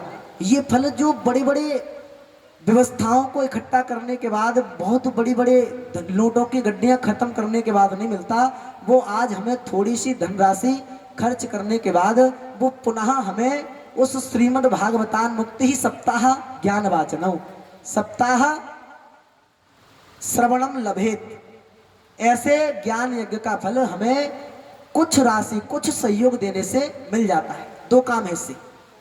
हमारा संकल्प है कि जन जन में जाकर के हमें श्रीमद् भागवत कथा की चर्चा अर्चा श्रवण करानी है, ये हमारा संकल्प है। इस संकल्प को 108 कथाओं को करने का संकल्प लिया है। वृंदावन में ठाकुर की कृपा से गुरु आश्रम बहुत बड़ा है, वहां पर हम कई कथा हमने आश्रम में भी की है अपनी संख्या को बढ़ाने के लिए, परंतु वहां पर हम क्यों नहीं करते, क्योंकि वहां पर हम आप जैसे भक्तों के बीच में शामिल नहीं हो पाएंगे, अलग अलग नए नए लोगों से नहीं मिल पाएंगे। भागवती कथा क्या है, भगवान क्या है, वो चर्चा क्या है, वो रस क्या है, वो हम सबके बीच में जब तक नहीं आएगा तब तक हमारा भी वो 108 कथा कहना सफल नहीं है। सबके बीच में जाए, सबके विचार जाने, तब वो जाकर के वो सफलता हमें प्राप्त हो। इसलिए हमने ये विचार बनाया कि महाराज जन जन में, जन कल्याण के लिए जन जन में जाना है, और वास्तव में भगवान के जो पावन भक्त होंगे वो सुनने आएंगे। भक्तों को कौन रोक पाया है? भगवान ने जब बांसुरी बजाई तो महाराज गोपियां रुकी नहीं, बड़े बड़े लोगों ने रोका, बड़े बड़े कामों ने रोका, क्रोध ने रोका, लोभ ने रोका, परंतु रुकी नहीं। क्यों? क्योंकि उस बांसुरी की प्रिया प्रीतम की आवाज जब सुन ली तो भैया कोई उस संसार की मोह माया में फंसा ही नहीं। इसलिए बड़ा निवेदन है, हम सबको जब बड़ी सुलभता से ये रस प्राप्त हुआ है, ब्रजवासी यहाँ पर आपके मध्य में पधारे हैं, जिस प्रसन्नता से आए हैं, निवेदन इतना कि महाराज उसी खुशी से जाए। कहा कि महाराज जब धर्म करेंगे तो धन लगेगा। ये जो पूरी व्यवस्थाएं यहाँ पर भागवत मंडल की ओर से आप सबको प्राप्त हो रही है, साउंड भी लगा हुआ है, टेंट भी लगा हुआ है, ब्रजवासी भी यहाँ पर सेवा में लगे हुए हैं, इन सबके व्यवस्थाएं हैं, इन सबकी जिम्मेदारी है, इनकी सेवा है। यदि हम इनसे निःशुल्क ही सेवा कराएंगे तो भैया जो आज भाव है, भाव खत्म हो जाएगा। इसलिए श्रद्धा बनी रहे। आप सबसे निवेदन है, बहुत बड़ी व्यवस्था नहीं है, बहुत बड़ा खर्चा नहीं है, केवल 65 से 70 हजार रुपए तक की यहाँ पर राशि यदि मिल जाएगी तो बिल्कुल बड़ी सुलभता से ये सफल हो जाएगी। कथाओं में देखा गया कि महाराज 1-1 लाख रुपए तो महाराज जो आने वाले हैं वही ले जाते हैं, जो गाने बजाने वाले वही ले जाते हैं। यहाँ पर कहा कि पूरी व्यवस्था ही 70-75 हजार रुपए में आपको मिल जाएगी, वो फल मिल जाएगा। इसलिए ये कोई हमारे द्वारा अपराध नहीं किया जाता है। आप सबके पास हम आए हैं तो हम उन भगवान के नाम को गा रहे हैं, श्रवण करा रहे हैं। तो ये आपका भी थोड़ा कर्तव्य है कि इस कथा को सुनने के बाद इसकी सफलता भी ये जिम्मेदारी है। यदि हम अपनी जिम्मेदारी से हट जाएंगे, हमने तो अपनी जिम्मेदारी को पूरे ढंग से निभाया, परंतु अब आपकी बारी है। अभी तक यहाँ पर दान आया, परंतु इतनी राशि यहाँ पर प्राप्त नहीं हुई है जिससे हम बड़ी सुलभता से अपने आप को बचा लें। 25 से 26 हजार रुपये की राशि बताया गया कि महाराज इतना आ गया है। इससे केवल टेंट और साउंड ही हमारा जा सकता है, जो और सेवाएं हैं वो रुक जाएंगे। इसलिए सबसे निवेदन है, आप सब भक्त हैं, दास हैं, उन भगवान की कथाओं के पिपासु हैं, तो मन बिल्कुल निश्चल कर लो। ये मन में बिल्कुल ऐसा ना हो कि महाराज ये तो ऐसे ही काम है। बोले भैया कुछ भी हो, परंतु भगवान का नाम जो सुना दे, भगवान का नाम जिसके द्वारा हमारे कानों में पड़ जाए, उसका बड़ा महत्व है। इसलिए ऐसा व्यक्ति, सनातन ये भी कहता है कि महाराज हमारे दरवाजे पर यदि कोई व्यक्ति आया है वो रूठ कर जाना नहीं चाहिए। भिक्षुक भी है, एक क्षण के लिए भी आया है, उसको उदास या उसको निराश या उसका तिरस्कार नहीं करना चाहिए। इसलिए आज निरंतर 7 दिनों तक यहाँ पर सप्ताह ज्ञान यज्ञ वाचन चला। परंतु आज यदि ये कॉलोनी का नाम कितना सुंदर है, श्याम सरोवर है, और भागवत ज्ञान गंगा है। सरोवर मिला और ज्ञान गंगा मिली, डुबकी तो प्यारे खूब लगाई। आनंद आया कि नहीं आया? बोलो राधे राधे राधे राधे। बताओ भैया, आज 7वां दिन है, आप सबको आनंद आ रहा हो कथा में कि नहीं आ रहा हो? हाथ उठाओ, जय हो तुम्हारी। राधे राधे। आज श्याम सरोवर और भागवत सप्ताह ज्ञान यज्ञ ज्ञान गंगा दोनों कितना मैच कर रहे हैं। डुबकी लगाई है, तन से नहीं मन से लगाई है। 500 रुपए का गुप्तदान और आया। राधे जय हो। इसलिए भैया निवेदन इतना है कि अब आप ही हो जो कुछ करता धरता हो। कहा कि भैया मातृशक्ति से बड़ी कोई शक्ति नहीं है। इसलिए सभी माताओं से, भाई बंधुओं से जो श्रवण करने वाले हैं, उनसे निवेदन है कि आप सब लोग इस कथा का जो सफलता की ओर जाने ही वाली है, जो विराम की ओर जाने ही वाली है, निवेदन है कि आप इसको सफल बनाएं। इतना बहुत दान आ चुका है, परंतु जो और आने वाला है 40 से 45 हजार तक और यहाँ पर आ जाएगा तो हमारी सफल हो जाएगी, हमें कोई फिर समस्या नहीं रहेगी। कहा कि भैया जो लोग सुनने वाले हैं या कथा करने वाले हैं, यदि उनका सहयोग ना हो, उनकी सेवा ना हो, तो फिर मन थोड़ा विचित्र हो जाता है। फिर लगता है कि महाराज यदि धर्म के कार्य में भी यदि हमें दुख मिलेगा, यदि विडंबनाएं आएंगी, प्रपंच सहने पड़ेंगे, तो फिर क्या मतलब? बोले क्यों घरदार छोड़ा, क्यों हम उस नाम को गा रहे हैं। इसलिए सबसे निवेदन है, आप यदि फिर से भी यदि 500 रुपए की राशि यहाँ पर प्रदान कर देंगी तो आपका सबका सहयोग यहाँ पर पुनः प्राप्त हो जाए। 1100 रुपये, 1500 रुपये, 2100 रुपये में कोई किसी का कुछ धन गया नहीं।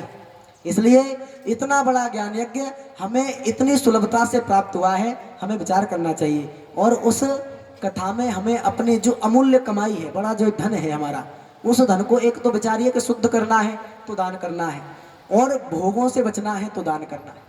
बहुत बड़ी राशि नहीं है, चलते फिरते ये राशि जो दान की बताई गई है महाराज खर्च हो जाती है, उड़ जाती है, पता ही नहीं कहाँ चली जाती है। इसलिए निवेदन है आप बड़े आनंद के साथ, उत्साह के साथ इस कथा में जुड़ें। आप सबको जब कथा विराम होगी तो सब लोग विचार करना कि महाराज किस प्रकार से ये कथा सफल हो, किस प्रकार से ये ब्राह्मण ब्रजवासी प्रसन्न हो, ये भी विचार करना पड़ेगा। प्रेम से बोलो राधे राधे राधे राधे। हे गोपाल राधे कृष्ण गोविंद गोविंद, हे गोपाल राधे कृष्ण गोविंद गोविंद, हे गोपाल राधे कृष्ण गोविंद गोविंद, हे गोपाल राधे कृष्ण गोविंद गोविंद, कृष्ण गोविंद गोविंद गाओ, गोविंद गोविंद कृष्ण गोविंद गोविंद गाओ, गोविंद गोविंद, कृष्ण गोविंद गोविंद गाओ, गोविंद गोविंद कृष्ण गोविंद गोविंद गोविंद, हे गोपाल राधे कृष्ण गोविंद गोविंद, हे गोपाल राधे कृष्ण गोविंद गोविंद, हे गोपाल राधे कृष्ण गोविंद गोविंद, हे गोपाल राधे कृष्ण गोविंद गोविंद, कृष्ण गोविंद गोविंद बोलो, गोविंद गोविंद कृष्ण गोविंद गोविंद राधे गोविंद गोविंद, हे गोपाल राधे कृष्ण गोविंद गोविंद, हे गोपाल राधे कृष्ण गोविंद गोविंद, हे गोपाल राधे कृष्ण गोविंद गोविंद। बोलो गोविंद भगवान की जय। प्रेम से बोलो राधे राधे। अभिमान किसको रहा? सत्राजित। सत्राजित जब भगवान ने निवेदन किया कि तुम्हारे पास सारे भोग हैं, सारी सामग्री है, सारी व्यवस्थाएं हैं, फिर भी तुम लोभ से इस मणि को राजा को क्यों नहीं देते? सत्राजित कहता है कि महाराज मैंने अपना तप किया है, मैंने अपने तप के बल से पाई है, मैं क्यों दे दूं? नहीं दी, चला गया। सत्राजित का भाई रहा प्रसेन। उस प्रसेन ने उस मणि को गले में धारण कर लिया, पहन करके वन में गया शिकार खेलने, सिंह के द्वारा मार दिया गया। जब मणि नहीं मिली सत्राजित को तो उसने जान लिया कि महाराज कृष्ण हमसे कहते थे मणि को लेने के लिए, आज भाई नहीं मिलता है, इसलिए मणि के लोभ में कृष्ण ने ही मेरे भाई को मार दिया। ऐसा कलंक सत्राजित के द्वारा लगाया गया भगवान के ऊपर। भगवान ने जब सुना तो आज भगवान उस मणि की खोज करके लाए हैं। सत्राजित का भाई प्रसेन मरा हुआ मिला है, मृत पाया तो महाराज खोज की अधिक गुफा में जाकर के जामबान के दर्शन हुए। जामबान की कन्या है जिसके पास मणि है, वो खेलती है। जामबान के द्वारा भगवान के साथ बड़ा भयंकर युद्ध हुआ है। 18 दिन तक युद्ध चला। जब युद्ध चला तो आज जामबान बिल्कुल जब त्रस्त हो गए, पराजित हो गए, तो भगवान के आगे हाथ जोड़कर खड़े हैं कि गोविंद आपको मैं पहचान नहीं पाया, भूल हो गई, इसलिए आप क्षमा कर दो। कारण क्या है आने का? भगवान ने बताया कलंक लगा है मणि का, आप हमें दे दो, लेके जाएं। भगवान की जब बात सुनी तो जामबान ने कहा कि देखो मणि तो दे देंगे, परंतु आपको एक और वस्तु है जो हमें आपको स्वीकार करनी पड़ेगी। क्या? बोली मेरी कन्या है, इस कन्या को मैं आपको देना चाहता हूं, आप इसे स्वीकार कर लो। जब आप इस कन्या को स्वीकार करेंगे तो मैं आपको इस मणि को दहेज के रूप में दे दूंगा। आज भगवान ने कलंक मिटाना है प्यारे। भगवान ने जो पशु की योनि में है उन जामवती जी को आज पत्नी के रूप में स्वीकार करके लाए। आज भगवान जब मणि के साथ जामवती जी को लाए तो आज जो महल है द्वारका का, बाहर कक्ष में बंद कर दे, कहा कि देवी बाहर नहीं आना। कब तक? बोले जब तक हम ना कह दे तब तक। दरवाजा खोलना ही नहीं, अंदर से कुंडी लगा लो। निवेदन कर दिया। रुक्मिणी के पास प्रभु पहुंचे और कहा कि देवी आज मैं बड़ा खुश हूं, बड़ा प्रसन्न हूं। क्यों? बोले आज मैंने तुमसे अधिक सुंदर वस्तु को पाया। भगवान रुक्मिणी से कह रहे हैं कि तुमसे अधिक सुंदरता पाई है। बोले ऐसी क्या बात है, ऐसी कौन सी सुंदरता है जो मुझसे अधिक है?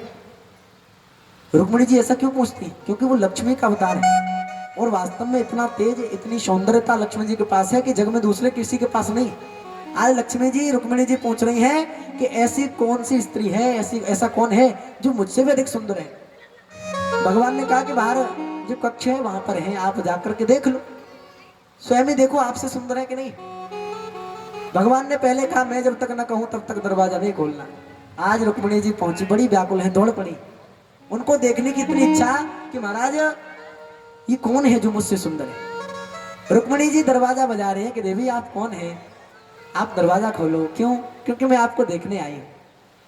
कई कई निवेदन किए, आप दरवाजा क्यों नहीं खोलते? अरे मैं बड़ी व्याकुल हूँ, बड़ी आतुर हूँ, आपको देखना चाहती हूँ। रुक्मिणी जी ने निवेदन करना आरंभ किया, परंतु जामवती जी जो हैं उन्होंने दरवाजा खोला नहीं। क्यों? क्योंकि पहले से सीखी हुई है कि दरवाजा जब तक मैं न कहूं तब तक नहीं खोले। बड़े निवेदन किए।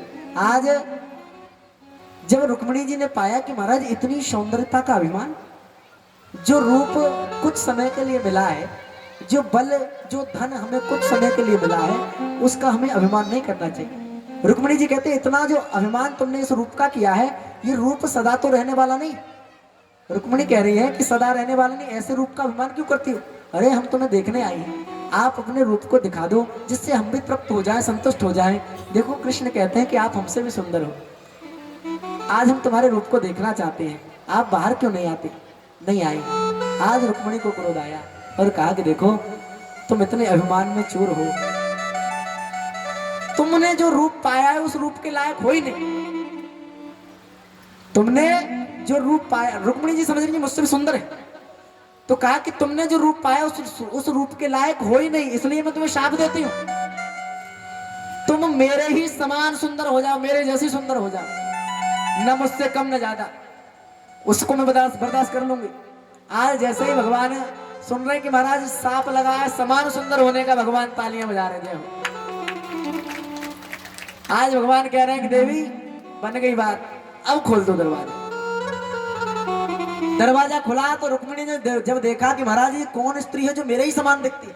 रुक्मिणी जब देखती है, दर्शन पाती है, तो उनको ये नहीं लगता कि मेरे कोई दूसरी स्त्री खड़ी, कोई दूसरी देवी खड़ी, उनको लगता है कि मैं ही किसी कांच के किसी आईने के सामने खड़ी। ऐसा दोनों का समान रूप हो गया।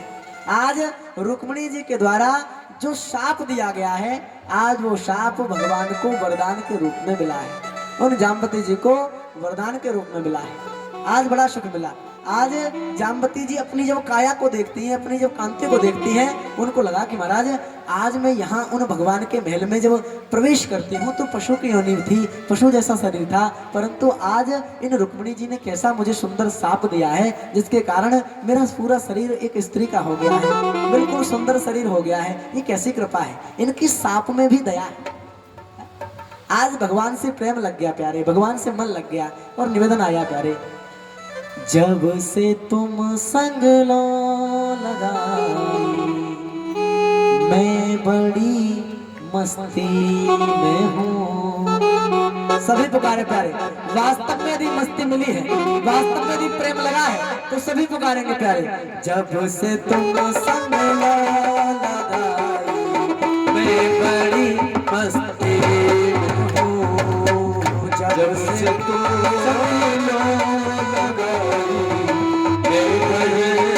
मस्ती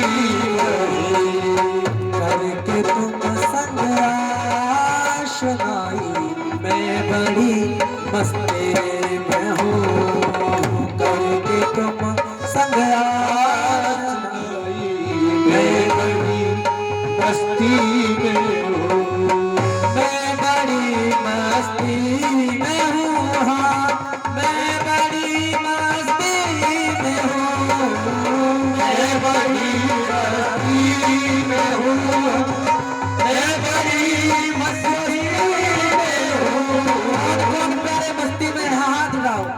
बड़े आनंद के साथ ताली बजाते हुए, मेरो राधा रमण, मेरो राधा रमण, मेरो राधा रमण, मेरो राधा रमण, मेरो राधा रमण, मेरो राधा रमण, मेरो राधा रमण, मेरो राधा रमण, मेरो राधा रमण, मेरो राधा रमण, मेरो राधा रमण, मेरो राधा रमण, मेरो राधा रमण,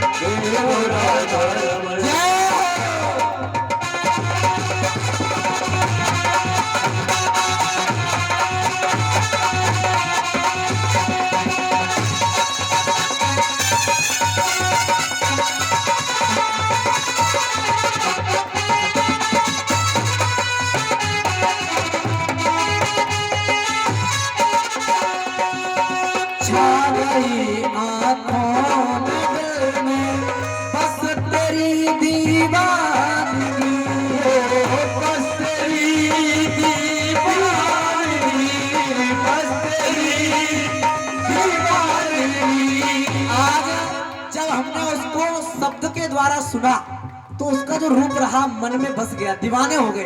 कौन कौन दीवाना है प्यारे, बोलो राधे राधे।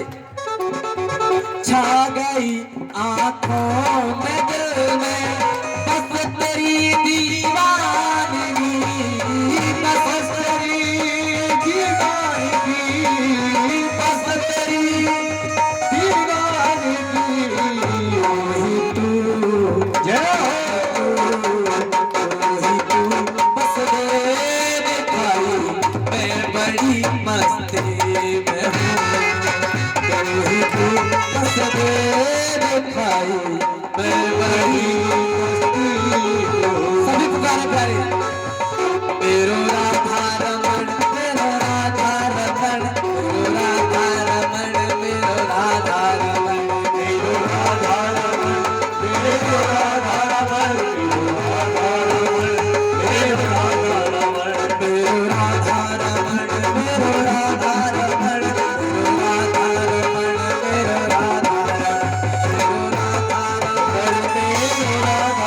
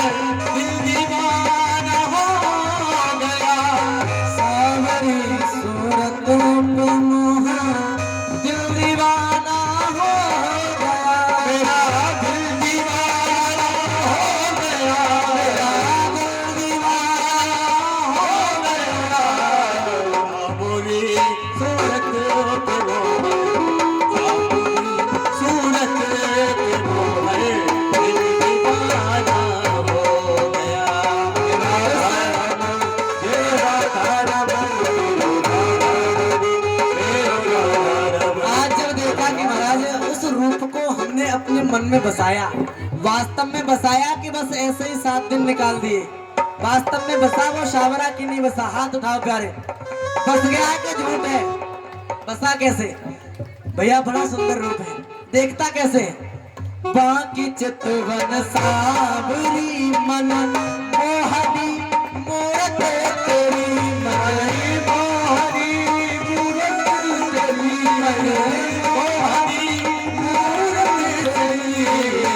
ऐसा वो भाग्य है कि महाराज बाकी ही तिरछी नजर है, बाकी चितवन, और ऐसी सावरी मनमोहनी उसकी मूरत है, सूरत है कि पहले जो देख ले, जो सुन ले, जो उसके मन में विचार कर ले, वो उसका हो जाता है। इसलिए बाकी चितवन सावरी मन मोहनी मूरत तेरी, मन मोहनी मूरत तेरी, मोहनी मूरत तेरी। जब से ये दिल में समाई, मैं बड़ी मस्ती में हूँ। जब से ये दिल में समाई, मैं बड़ी मस्ती में हूँ। मेरो राधा रमण, मेरो राधा रमण, मेरो राधा रमण, मेरो राधा रमण, मेरो राधा रमण, मेरो राधा रमण, मेरो राधा रमण, मेरो राधा रमण,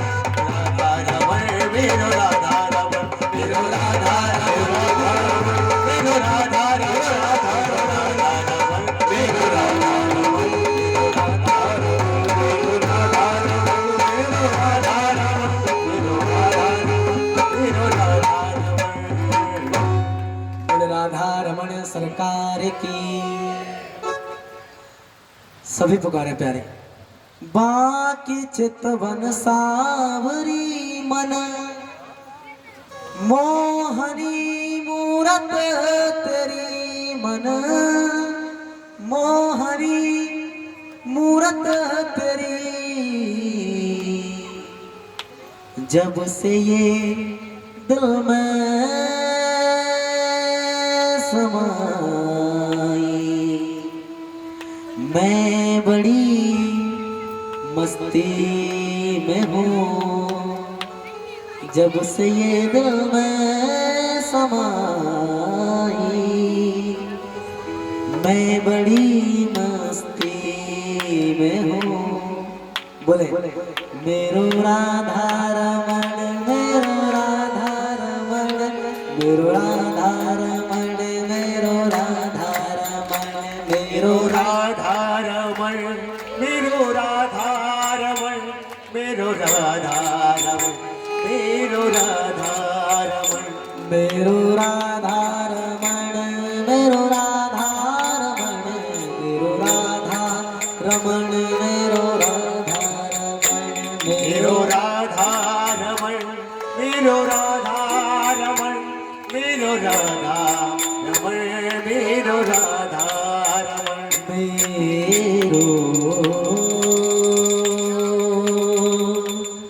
राधा रमण। प्रेम से बोलो राधे राधे राधे राधे। वास्तव में जब से दिल में है समाई, मैं बड़ी मस्ती में। मस्ती यदि पानी है तो उस नाम को आप लेकर के भजो, गाओ, पुकारो, कभी तो सुनेगा, कभी तो आएगा। जीवन किसका सार्थक है? जीवन केवल उसका सार्थक है भैया जिसने इसी जीवन में उस परमात्मा का या तो अनुभव कर लिया हो या फिर उसका दर्शन कर लिया हो, उसी का जीवन सार्थक है। बड़ी कृपा है। आज जब जाम्बती जी के साथ विवाह जाम्बान ने किया, भगवान का दूसरा विवाह हो गया। इधर सत्राजित को बुलाया और सत्राजित को सबके सामने मणि दी कि महाराज तुमने हम पे झूठा कलंक लगा दिया है। तुम्हारा भाई मणि लेकर गया खेलने शिकार, परंतु तुमने हम पे कलंक लगा दिया। हमने चुराई? हमने नहीं चुराई थी, हम तो तुम्हारी मणि को ढूंढ के और लाए उल्टा। भगवान ने मणि दे दी, बोले भैया तुम जानो, तुम्हारा काम जाने, ये रही तुम्हारी मणि, हमसे कोई लेना देना नहीं। भगवान ने जब इस प्रकार की बात कही तो आज सत्राजित को लगने लगा कि महाराज मैंने कृष्ण का बड़ा अपराध किया है, बड़ा अपमान किया है, मुझे ऐसा कलंक कृष्ण के प्रति नहीं लगाना था, ये अपराध कैसे छूटे। आज सत्राजित विचार करता है, कन्या है एक सत्राजित के पास। आज उसके मन में आया कि मैं अपनी कन्या का विवाह यदि कृष्ण के साथ कर दूंगा तो फिर वो जितने भी बैर हैं, द्वेष हैं, सब मिट जाएंगे, संबंधी हो जाएंगे, आपस में एक ऐसा गाढ़ा संबंध बन जाएगा जिसमें कोई द्वेष की भावना प्रकट हो ही नहीं सकती। प्रेम से बोलो राधे राधे। आज सत्राजित ने मन बना लिया कि मैं अपनी कन्या का विवाह कृष्ण के साथ करूंगा, कर दिया।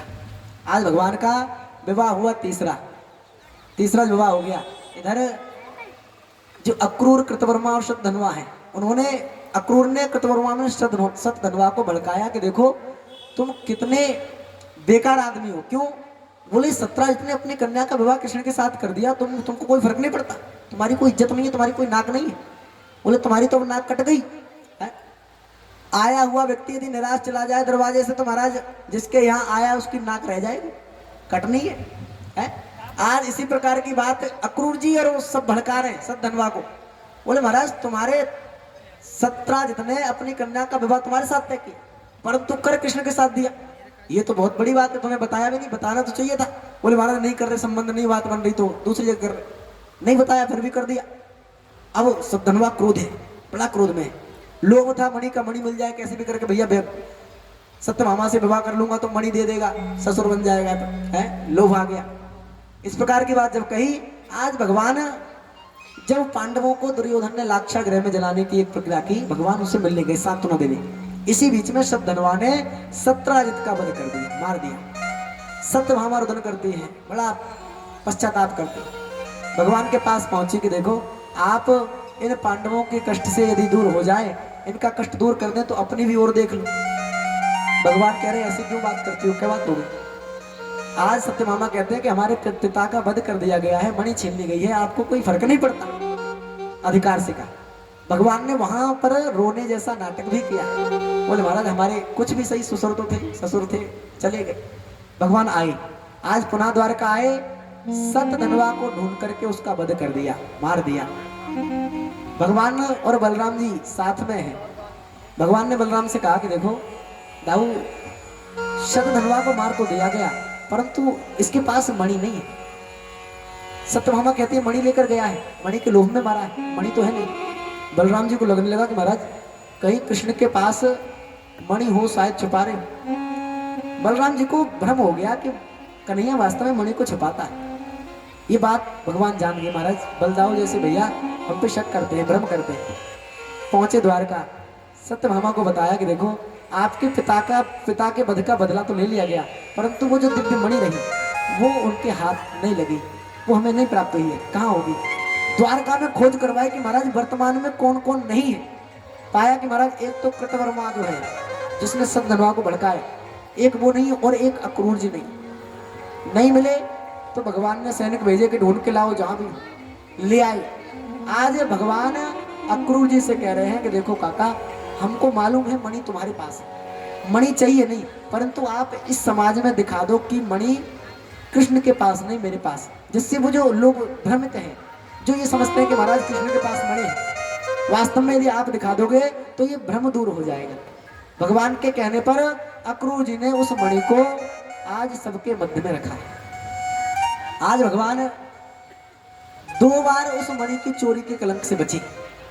इधर इंद्रप्रस्थ में जब पांडवों को देखा गया, भगवान ने देखा कि महाराज पांडव बचते हुए आए हैं इंद्रप्रस्थ। भगवान फिर से पहुंच गए इंद्र के पास, अर्जुन के पास। जब भगवान खड़े हुए हैं, संध्या का समय, भोजन पा लिया, भ्रमण करने की इच्छा है। भगवान इंद्रप्रस्थ जो क्षेत्र रहा, आज की स्थिति में जो दिल्ली कहलाता है वही इंद्रप्रस्थ रहा है। उस क्षेत्र में भगवान अपना रथ लेकर के अर्जुन के साथ भ्रमण के लिए गए। भ्रमण जब किया तो बड़े आनंद के साथ यमुना का किनारा पाया। इंद्रप्रस्थ में भगवान ने यमुना का किनारा पाया और अर्जुन से कहा कि अर्जुन थोड़ा यहाँ पर विश्राम होना चाहिए, जल पिया। भगवान ने देखा कि महाराज कोई एक स्त्री है यमुना के किनारे पर, कोई स्त्री है जो भ्रमण करती है, अकेली है, कौन है। अर्जुन को